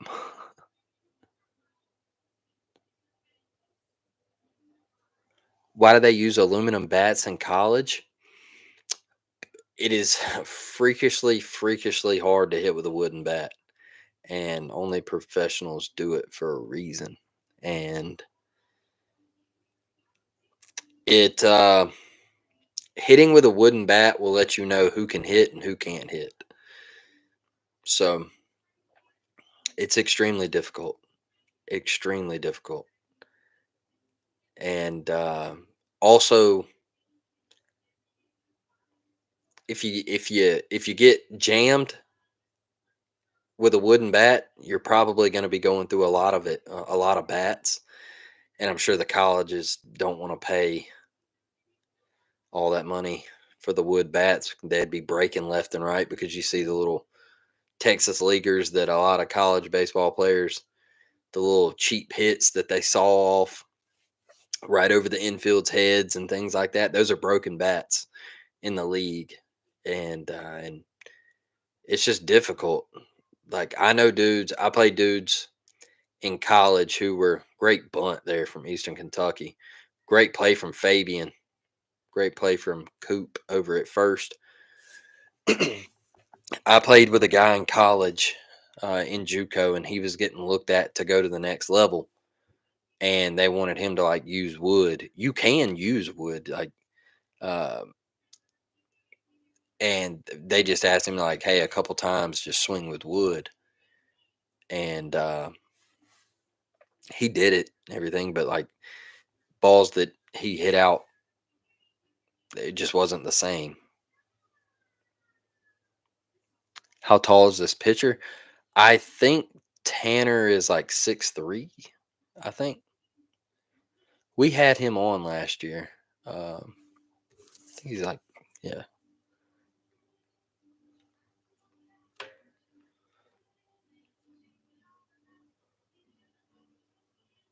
he's a really, really good kid. Tanner Bauman is awesome. Oh, he's 6'5". Sorry, 6'5". 6'5", 225. Jeez, stout fella. That man, yeah, big dude, big dude. He's super, super nice. Like all three guys that we've had on the pod, can he play QB, Brad?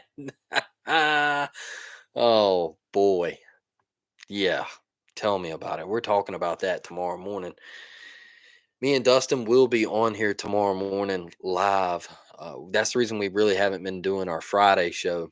Is because we're trying to get ready for spring ball and look out. Like go through each position group and talk about the additions or what could happen. And tomorrow we're going to talk about quarterback and just go ahead and get that one out of the way. Just get it out. And oh, tough play, great play, way to get out of there. Let's go. We got to add right here. Bottom six, 8-5. We got 8 runs on 7 hits, 2 errors. That's the big key that kind of let them back in the game. They got 5 runs, 5 hits, no errors. That's the difference, folks. That's why it's a 3-run game. We got to add right here. We got to get some runs. I'm tired of playing when you let teams hang around like this, teams that aren't on your level, they eventually make a move and come back and get you. Like Penn last year.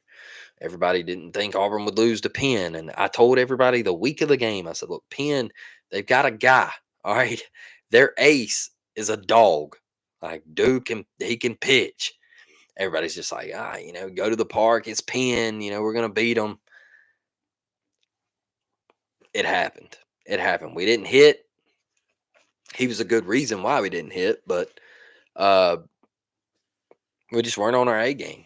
We couldn't field a bunt, couldn't do anything. And we let a team hang around that wasn't as good as us, and they beat us. And then the next week, the next day, you had to play Southern Miss, and that was a disaster. And we know how good that baseball program is. So,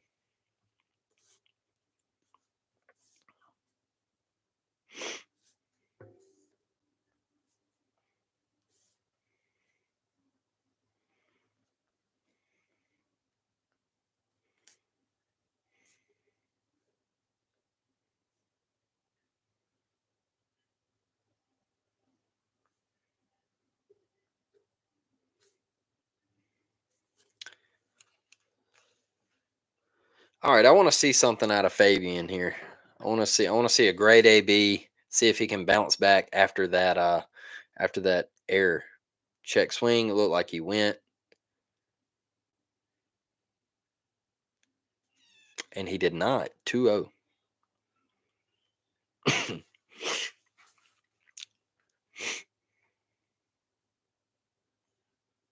Just missed it. Great swing. Great swing right there. 2-0. You're really looking for a fastball, center cut, and he attacked it just a hair off. Just a hair off. Not mad about that at all.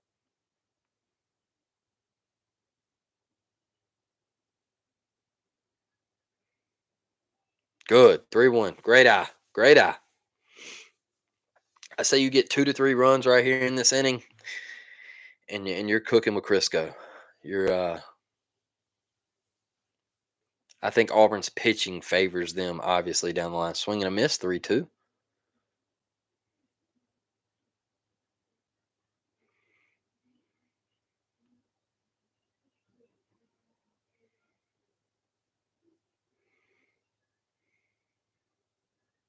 Atta boy. Way to draw a walk, kid. Great at bat. Great at bat right there from Derek Fabian. The Florida transfer.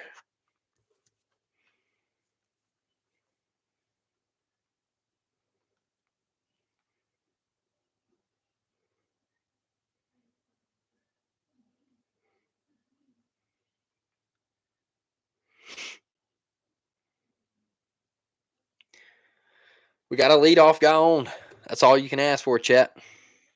It's funny. Now you're ahead of me. That's how it works. Me and my brother get on here and we watch the NFL games on Sunday, and we turn our Xboxes on and put the headset on and just communicate back and forth, right? And like sometimes my TV will jump ahead of his, and then his will jump ahead of mine. Super weird. Javon in a 2-0 count. This is a big AB. This is a big AB for Javon right here because he's ahead 2-0 with a leadoff runner on first. You gotta make something shake right here. Good. 3-0. 3-0. Now you're sitting red light. You're sitting red light right here. Make him throw you a strike. Because if he throws you a ball, you got runners on first and second, nobody out. So, and the pitch is just because it's 3-0 does not mean it's an automatic strike. I thought that ball was a little bit out. I thought that ball was a little bit off the plate. I thought that ball was a little off the plate. And there's ball four. There we go. Runners on first and second, nobody out. A Javon Hernandez walk. And now you're really starting to get into the thick of your lineup. Mason Mainers in the 2 hole coming up. Nobody out. Runners on first and second. Big spot right here. He's already got a double in the game tonight. Need another big time swing from Mason Mainers. Eastern Kentucky's head coach looks frustrated. Probably because you just led the inning off with back-to-back walks. So I think that's a reason to be frustrated. I feel like Auburn went through that last year. He bunts. He gets it down. Nobody's there to cover third. Everybody's safe. Everybody is safe. This is huge. This is huge. Nobody there. Mason Mainers lays the bunt down. And we got bases loaded. Nobody out. With guess who coming up to the plate? Ike Irish. Boy.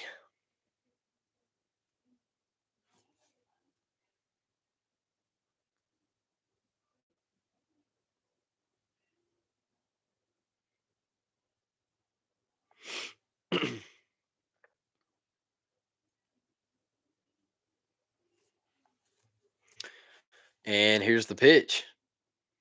That's low and in.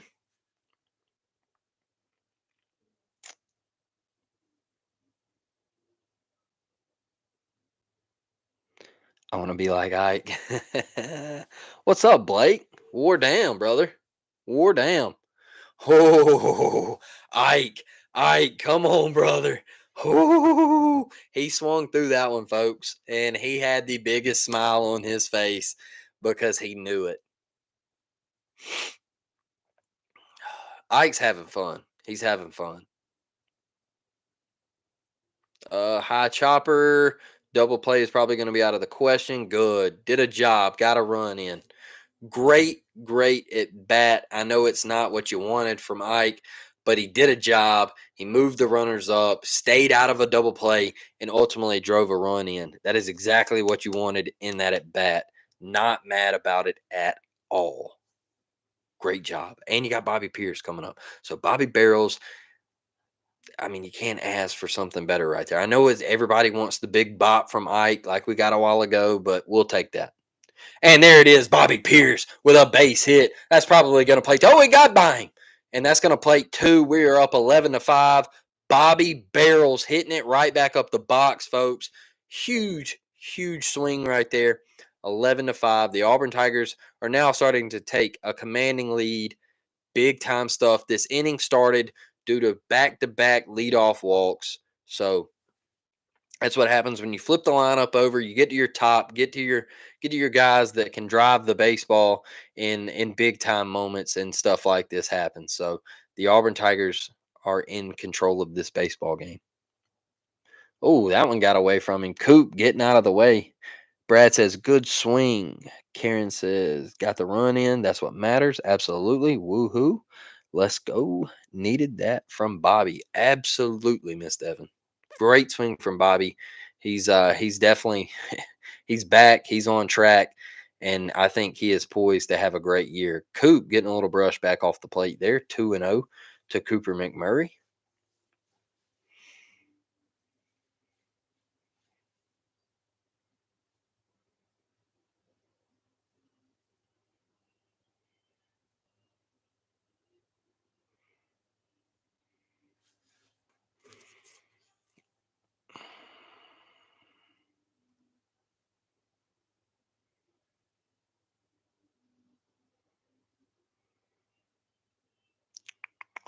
The 3-0 pitch to Cooper McMurray is up and away.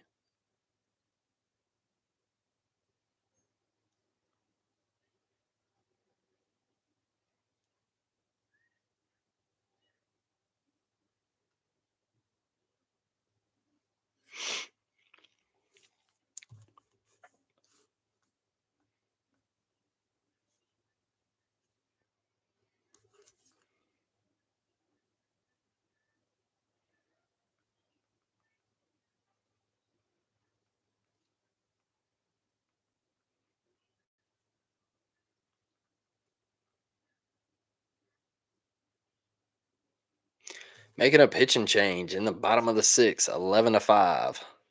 I'd love to get 4 more runs.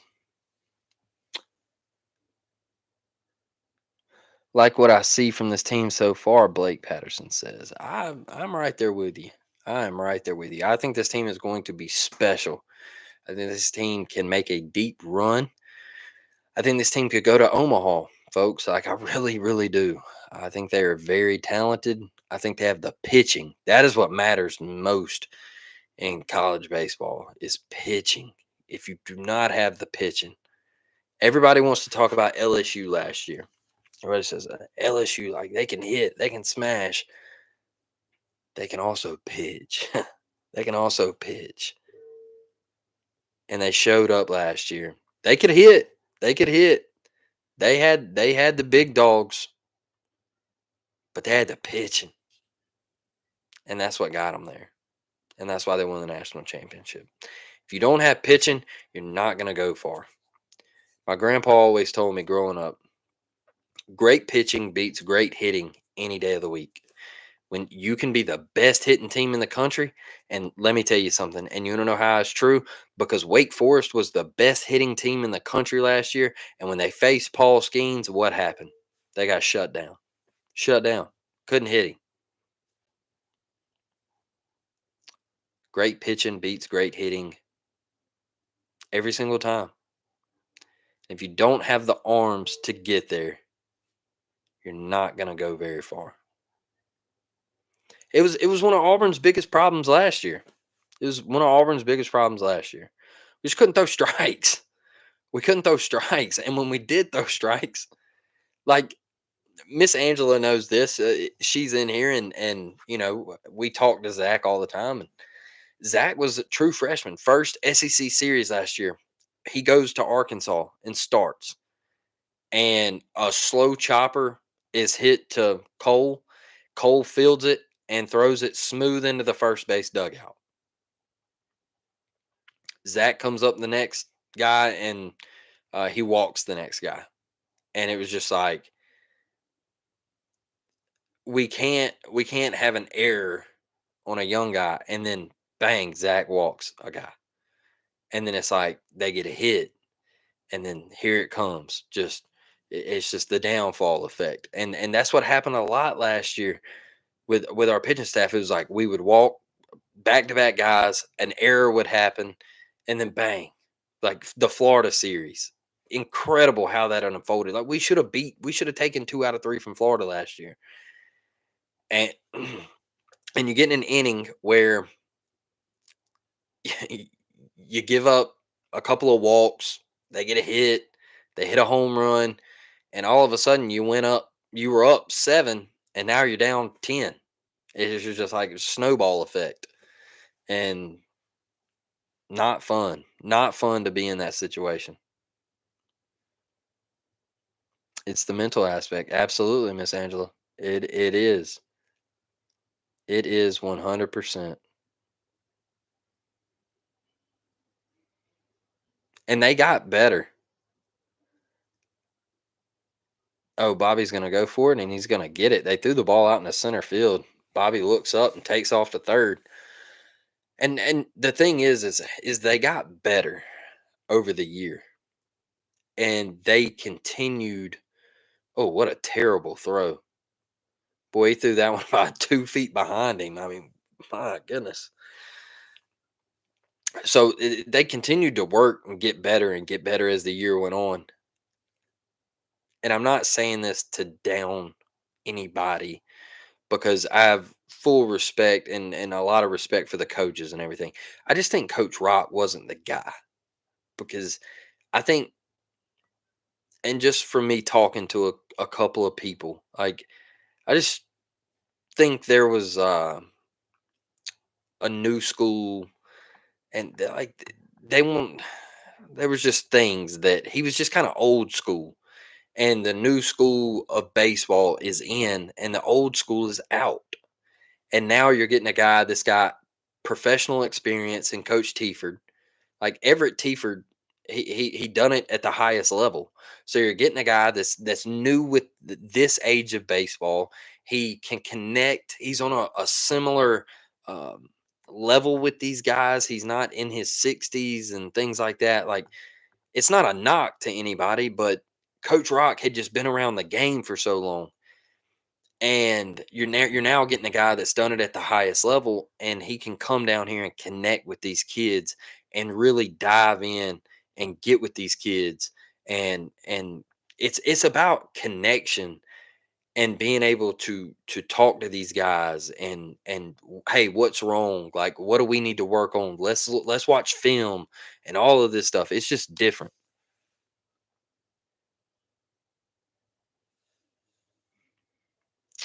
They did, Miss Angela. They did, and I really felt like the end of the year they really got better, and it's going to carry over to this year. It is, and right now you got the bases loaded in the bottom of the sixth, 2-1 pitch. Let's see it. Let's see if Cooper Weiss can do something here. Whew, close, close. Like that swing. I like that swing. Look at that sleeve, that tap piece right there. That's impressive. Got old Glory on there. Old Glory coming down the sleeve. Love to see it. 2-2 pitch. He sat back, popped it up. Second baseman going out, right fielder coming in. Second baseman takes control. Everybody retreats back. Bases loaded, 2 outs. 11-5. We got a Gavin Miller, I believe, in the DH spot.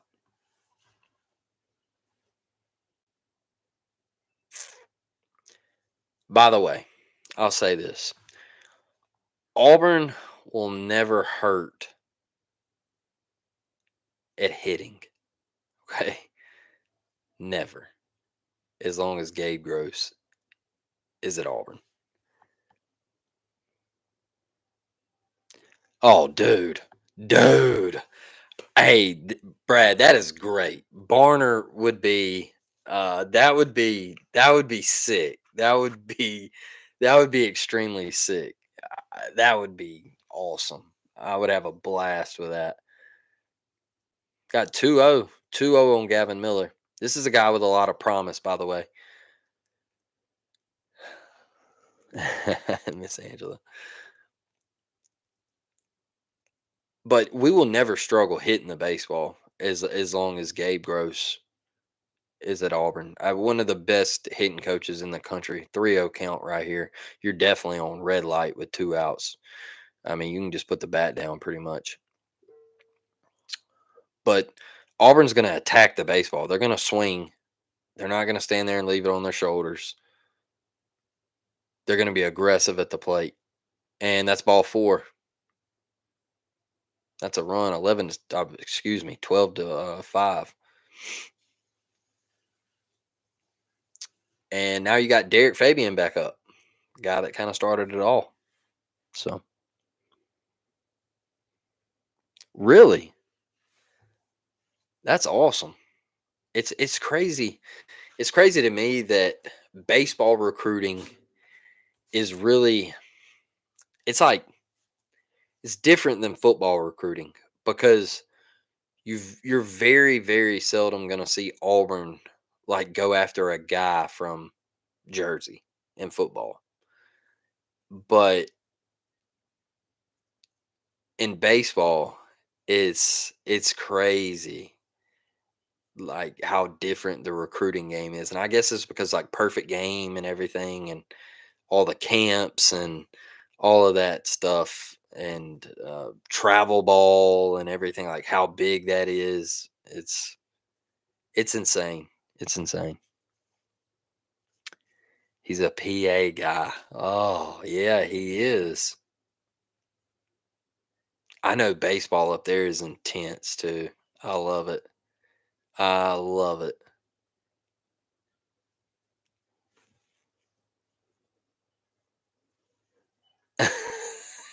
Yeah. Yeah, Blake, I wasn't gonna say it, brother, but yeah, they're not they're not good and I'll be honest with you, uh the 5 runs tonight, I wouldn't look too much into that. I think Chase made maybe two to, like I said, two, three, four, five bad pitches all night. And two of them got hit out of the park. And then we made a couple errors. So I wouldn't look too much into it. I think we're going to be okay. That's another walk and a run. We're now up 13-5. We need to get two more right here. They're making another pitching change. We get two more runs right here and then go in and hold them. And we can get back tomorrow and go for the series win. You really need to sweep Eastern Kentucky, if we're being honest. You need to go into Jacksonville next weekend undefeated, win your midweek, and go in undefeated.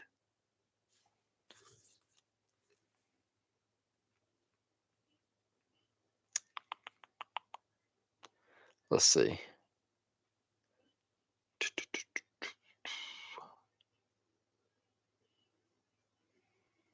Oh, internet, come on. Well, it's not my internet, it's my phone.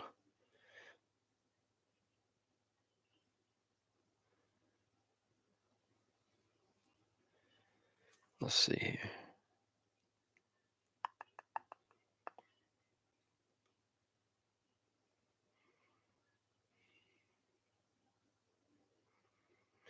Here we go. We got UAB Tuesday at home. And I thought it was UAB or Troy in the midweek. Couldn't remember. But we got UAB at home Tuesday. And then I will be covering. So I'm going to Jacksonville. So I will get coverage down there and everything. Like I will get some videos up close and all that good stuff. I will be in Jacksonville and we play Troy in March, I think. Yeah, and one thing about that too is like last year we went to Birmingham and all of that. Like Alabama went to South last year and we play South in Montgomery. I hate that. Like I hate it. I want to be able to go to Stanky Field at South and um watch Auburn and when they come to Mobile. But now like the past couple years they haven't been coming to Mobile. They've been playing the game in Montgomery and I hate it. It's trash. I'll see you in Jacksonville. Finally can meet you. Yes, Miss Angela. Yes, that is awesome. Let's go. I'm so excited. I can't wait. Blake says, yes, we're going to sweep these fools. Yes, I cannot wait. That is awesome. I'm super excited about it. I will have my 7-month old son with me, Levi Parker. It will be his first Auburn baseball games. So 7 months, it will be his first Auburn baseball games. We got him a little Auburn outfit, got him a little Auburn hat, and I'm excited because I am getting to take my son to Auburn baseball games, and my dad will be there. with us. My whole family's going. My wife's going. My mom, my dad, my son, my brother, everything. Javon Hernandez and their center fielder tracked it down. Heck of a swing, though, kid. Heck of a swing. Um, I'm getting to take my son to his Auburn baseball games, and my dad used to take me. And I remember when I was in the ninth grade, my dad taking me to baseball camps, and when I was a kid, him taking me to Auburn baseball games, and uh, in 2004, me being a teenager, and him taking me to Auburn football games and stuff.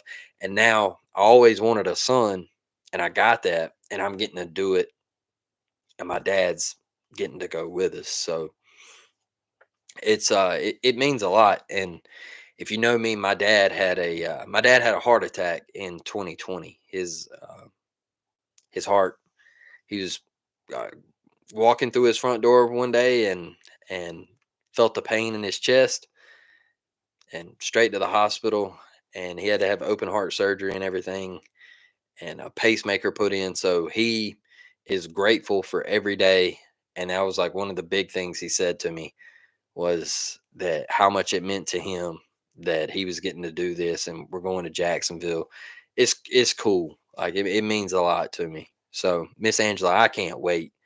Um, I can't wait to meet you, and talk to you guys, and hopefully we get to see Zach in some big time moments. And I hope we have a good time, and I hope we win. I hope we win some baseball games. Karen says, "Sweet memories, absolutely, absolutely." Like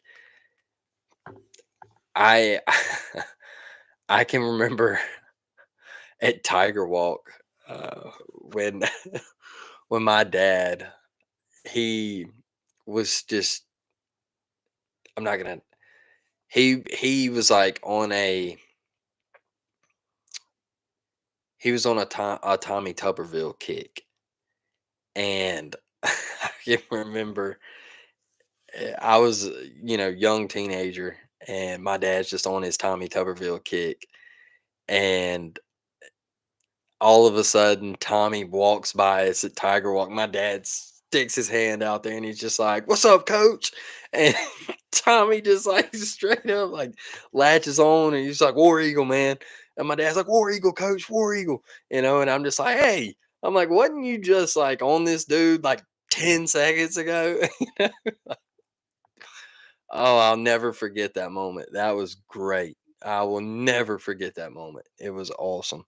So, Cam Tilly, absolutely. I have spoke with Cam, and Cam is supposed to be coming on the podcast.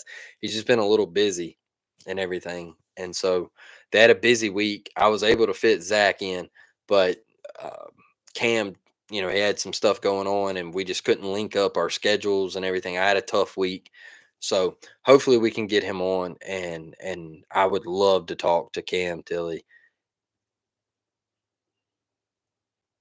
Great play. Great play. Love to see that. Fabian bouncing back, and after that error earlier, that's what you want to see.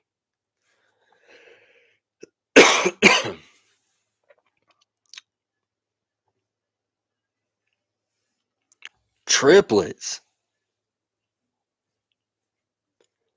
Hey, that is awesome. That is awesome. Two boys, one girl, Blake. That is awesome, brother. Like that, there's going to be some memories there. Um, my daughter, unfortunately, is an Alabama fan. Uh, I can't. Uh, that's a shot in the gap. Right center gap. Stanfield cut it off. Great play. Excuse me. Chris Stanfield. Heck of a play there. Man, I'm telling you, I cannot get over this cough. Him cutting that ball off to keep the kid from getting to second.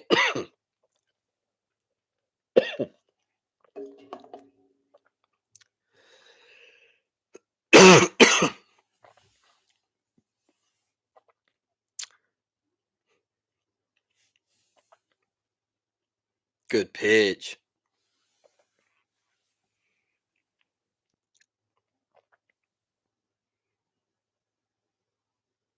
0 for 3. Strikeout.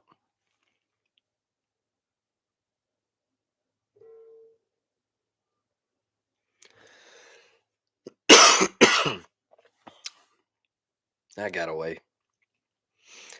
That's a fact, Brad. Like I've been battling it for like a week and a half, and I just can't get over it. It's been like I said here in Mobile. Like this morning, it was like 35 degrees, and by 11 a.m. it was 70, and I was just like, that's why we constantly stay have like we constantly stay sick and have pneumonia down here. Is just because you just oh, that's a hit, that's a run. Cam Tilly's okay, folks. He's a true freshman. He's a pup. He will be okay. But it's just the constant weather change down here is crazy. Pollen has started, but in Pace, love Pace, great place. Yeah, it's the weather down here is crazy. I'm surprised my dad with Iron Bowl tickets to his retirement next year. It will be the first game going to an Auburn event with him, and this will be his first time back in Jordan Hare since college. Wow, Devin, that is awesome. I bought my dad Iron Bowl tickets after his open heart surgery, and so that 2021 game, um, my dad, great double play, bang, got it, great turn, way to get out of it there. Love that. Great job from Cam. Way to bounce back, kid. Way to bounce back. Um, my dad, like he had no idea, and I bought him Iron Bowl tickets. And even though Auburn lost in what 4 overtimes or whatever, I mean he had the time of his life, and it was awesome to see him open that gift. And I think you will feel the same way that I felt, just getting to share that moment and having that experience. It's going to be awesome.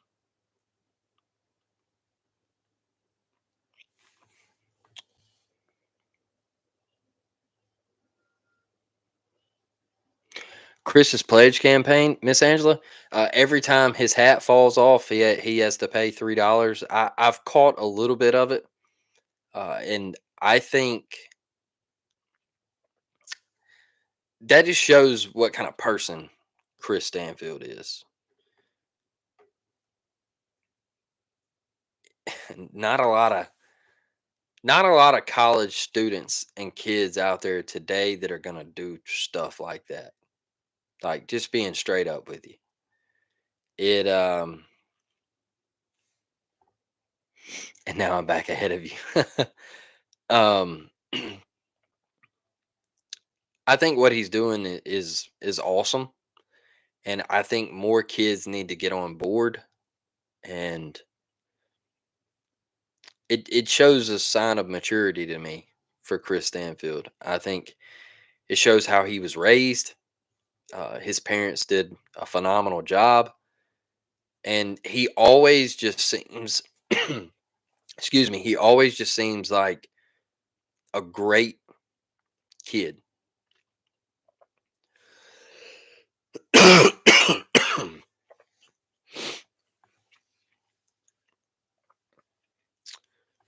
Who was that? Mainers grounded out. So Ike's up. Alabama streaks in. Damn it, in football. Yeah, Blake. The Alabama streak's got to come to an end. And I know it's in Tuscaloosa, and we haven't won since Cam and all that. We haven't beaten Alabama in Tuscaloosa since Cam. It's got to end. It's got to end. Like, and I think that it's super big for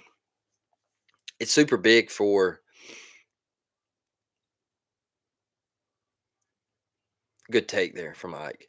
It's super big for Hugh because you're facing Kalen DeBoer now, not Nick Saban, So you can't lose to Kalen DeBoer in his first year. You know what I'm saying? Like Auburn fans are. If you lose to Kalen DeBoer, Auburn fans are gonna be like, "Hey, dog, like, what's going on? What's like we were calling this guy Husky Harson a couple months ago. Now you're losing to Kalen DeBoer, even though we all know that Kalen DeBoer is inheriting a super rich, talented roster. I'm just telling you what fans are gonna say. They're gonna say, "Why are you losing?" Oh, Ike, Ike. Oh, off the wall. Great effort from the Eastern Kentucky center fielder. That'll be a double. Man, what a piece of hitting from Ike Irish. But y'all know how fans are. Like it's how it goes. And I know the conversations that are going to come up if it happens. Even though DeBoer's going to have a lot of talent to work with. And we're still trying to dig out of a Harson disaster. So Brad said, I thought he went yard again. I did too. I did too. I've adopted all of Zach's roommates as my sons. I love them all. That's awesome, Miss Angela. I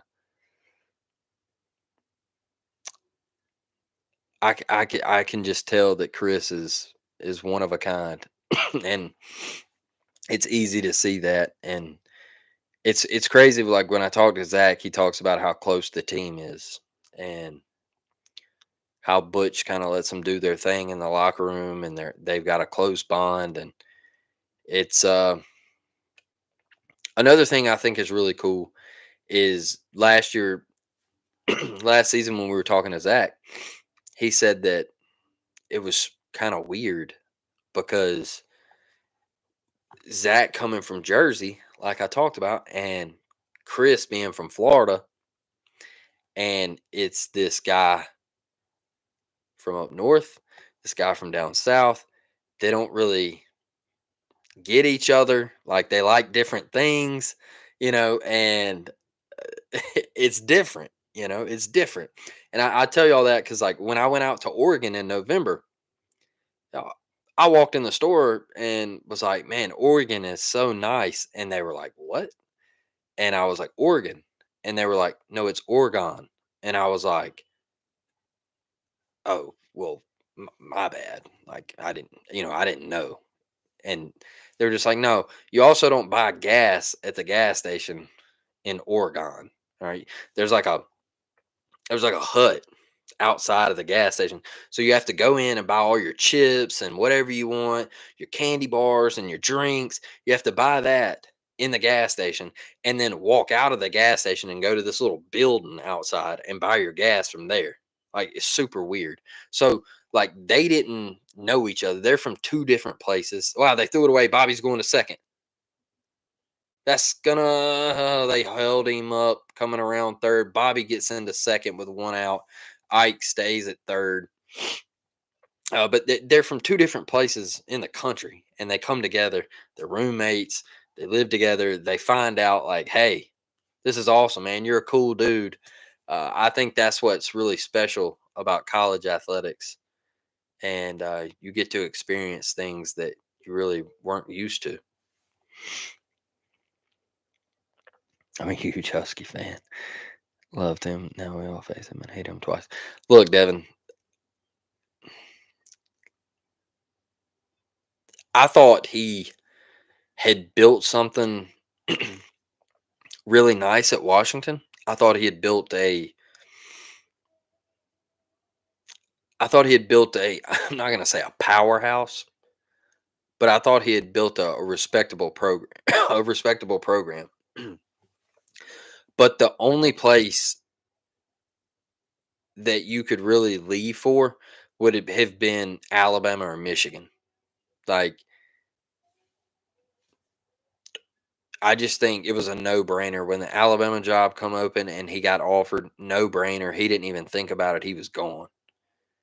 And I can't really blame him because we all know, yeah, they're the mega of college football. Like they're the biggest thing in the brand. So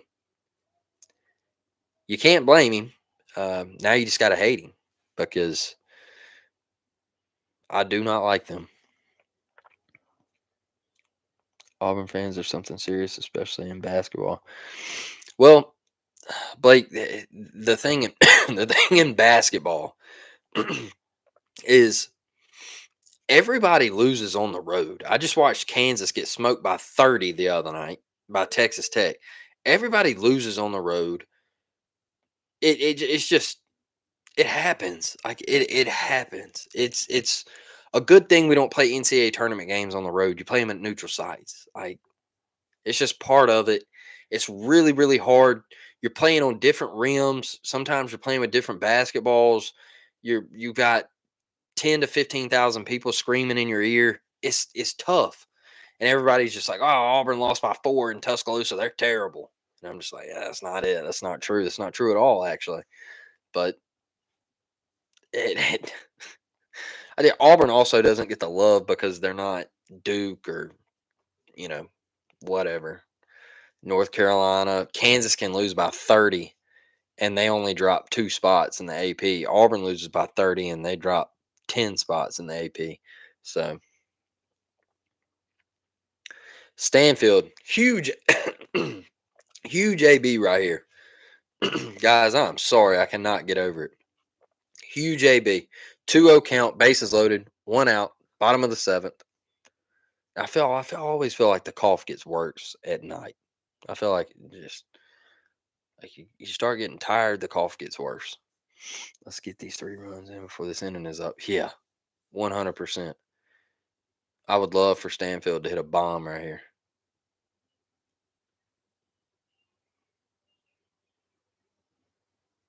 There we go. There's a walk. There's 1 run. There's 1 run.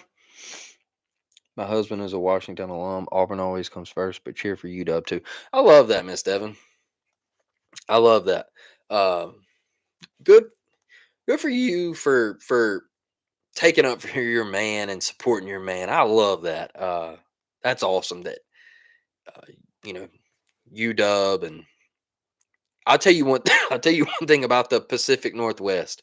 I didn't get to go to Washington, but I did get to go visit the state of Oregon, and incredible, incredible. I've been to DC. I've been to New York City. I've been to San Antonio, Texas, uh, a lot of other places. um, but going to Oregon and experiencing all of that, that place is absolutely incredible. It is top of the line, and that Pacific Northwest, there is, it's really hard to beat it. Like I don't, it is super nice, and there's a lot of a lot of stuff to see. There's a lot of places to visit, a lot of cool stores. It was just an incredible time that I had up there. Um, and if you're a college football nerd like me, you love the game, you get a chance to go to a stadium or whatever, go check out Autzen. Like Autzen Stadium, and I know like the whole Oregon, thing and all of that and their uniforms or whatever, but that place is insane. That place is insane. It's a super fun time. The people are really nice. That everybody gets along. Everybody gets along up there. It's fun. It's fun.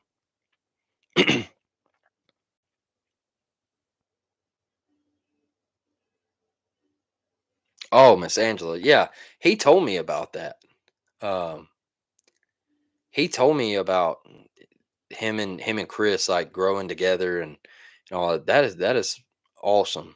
That's what it's all about. That is what it's all about. Don't give her excuses, Blake. I love it.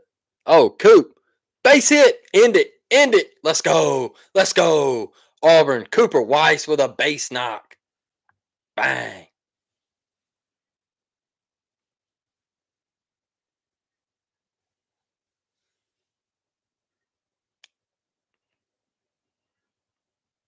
That's it, folks. Cooper Weiss with a walk-off double, and Auburn wins the game 17-6 in 7 innings.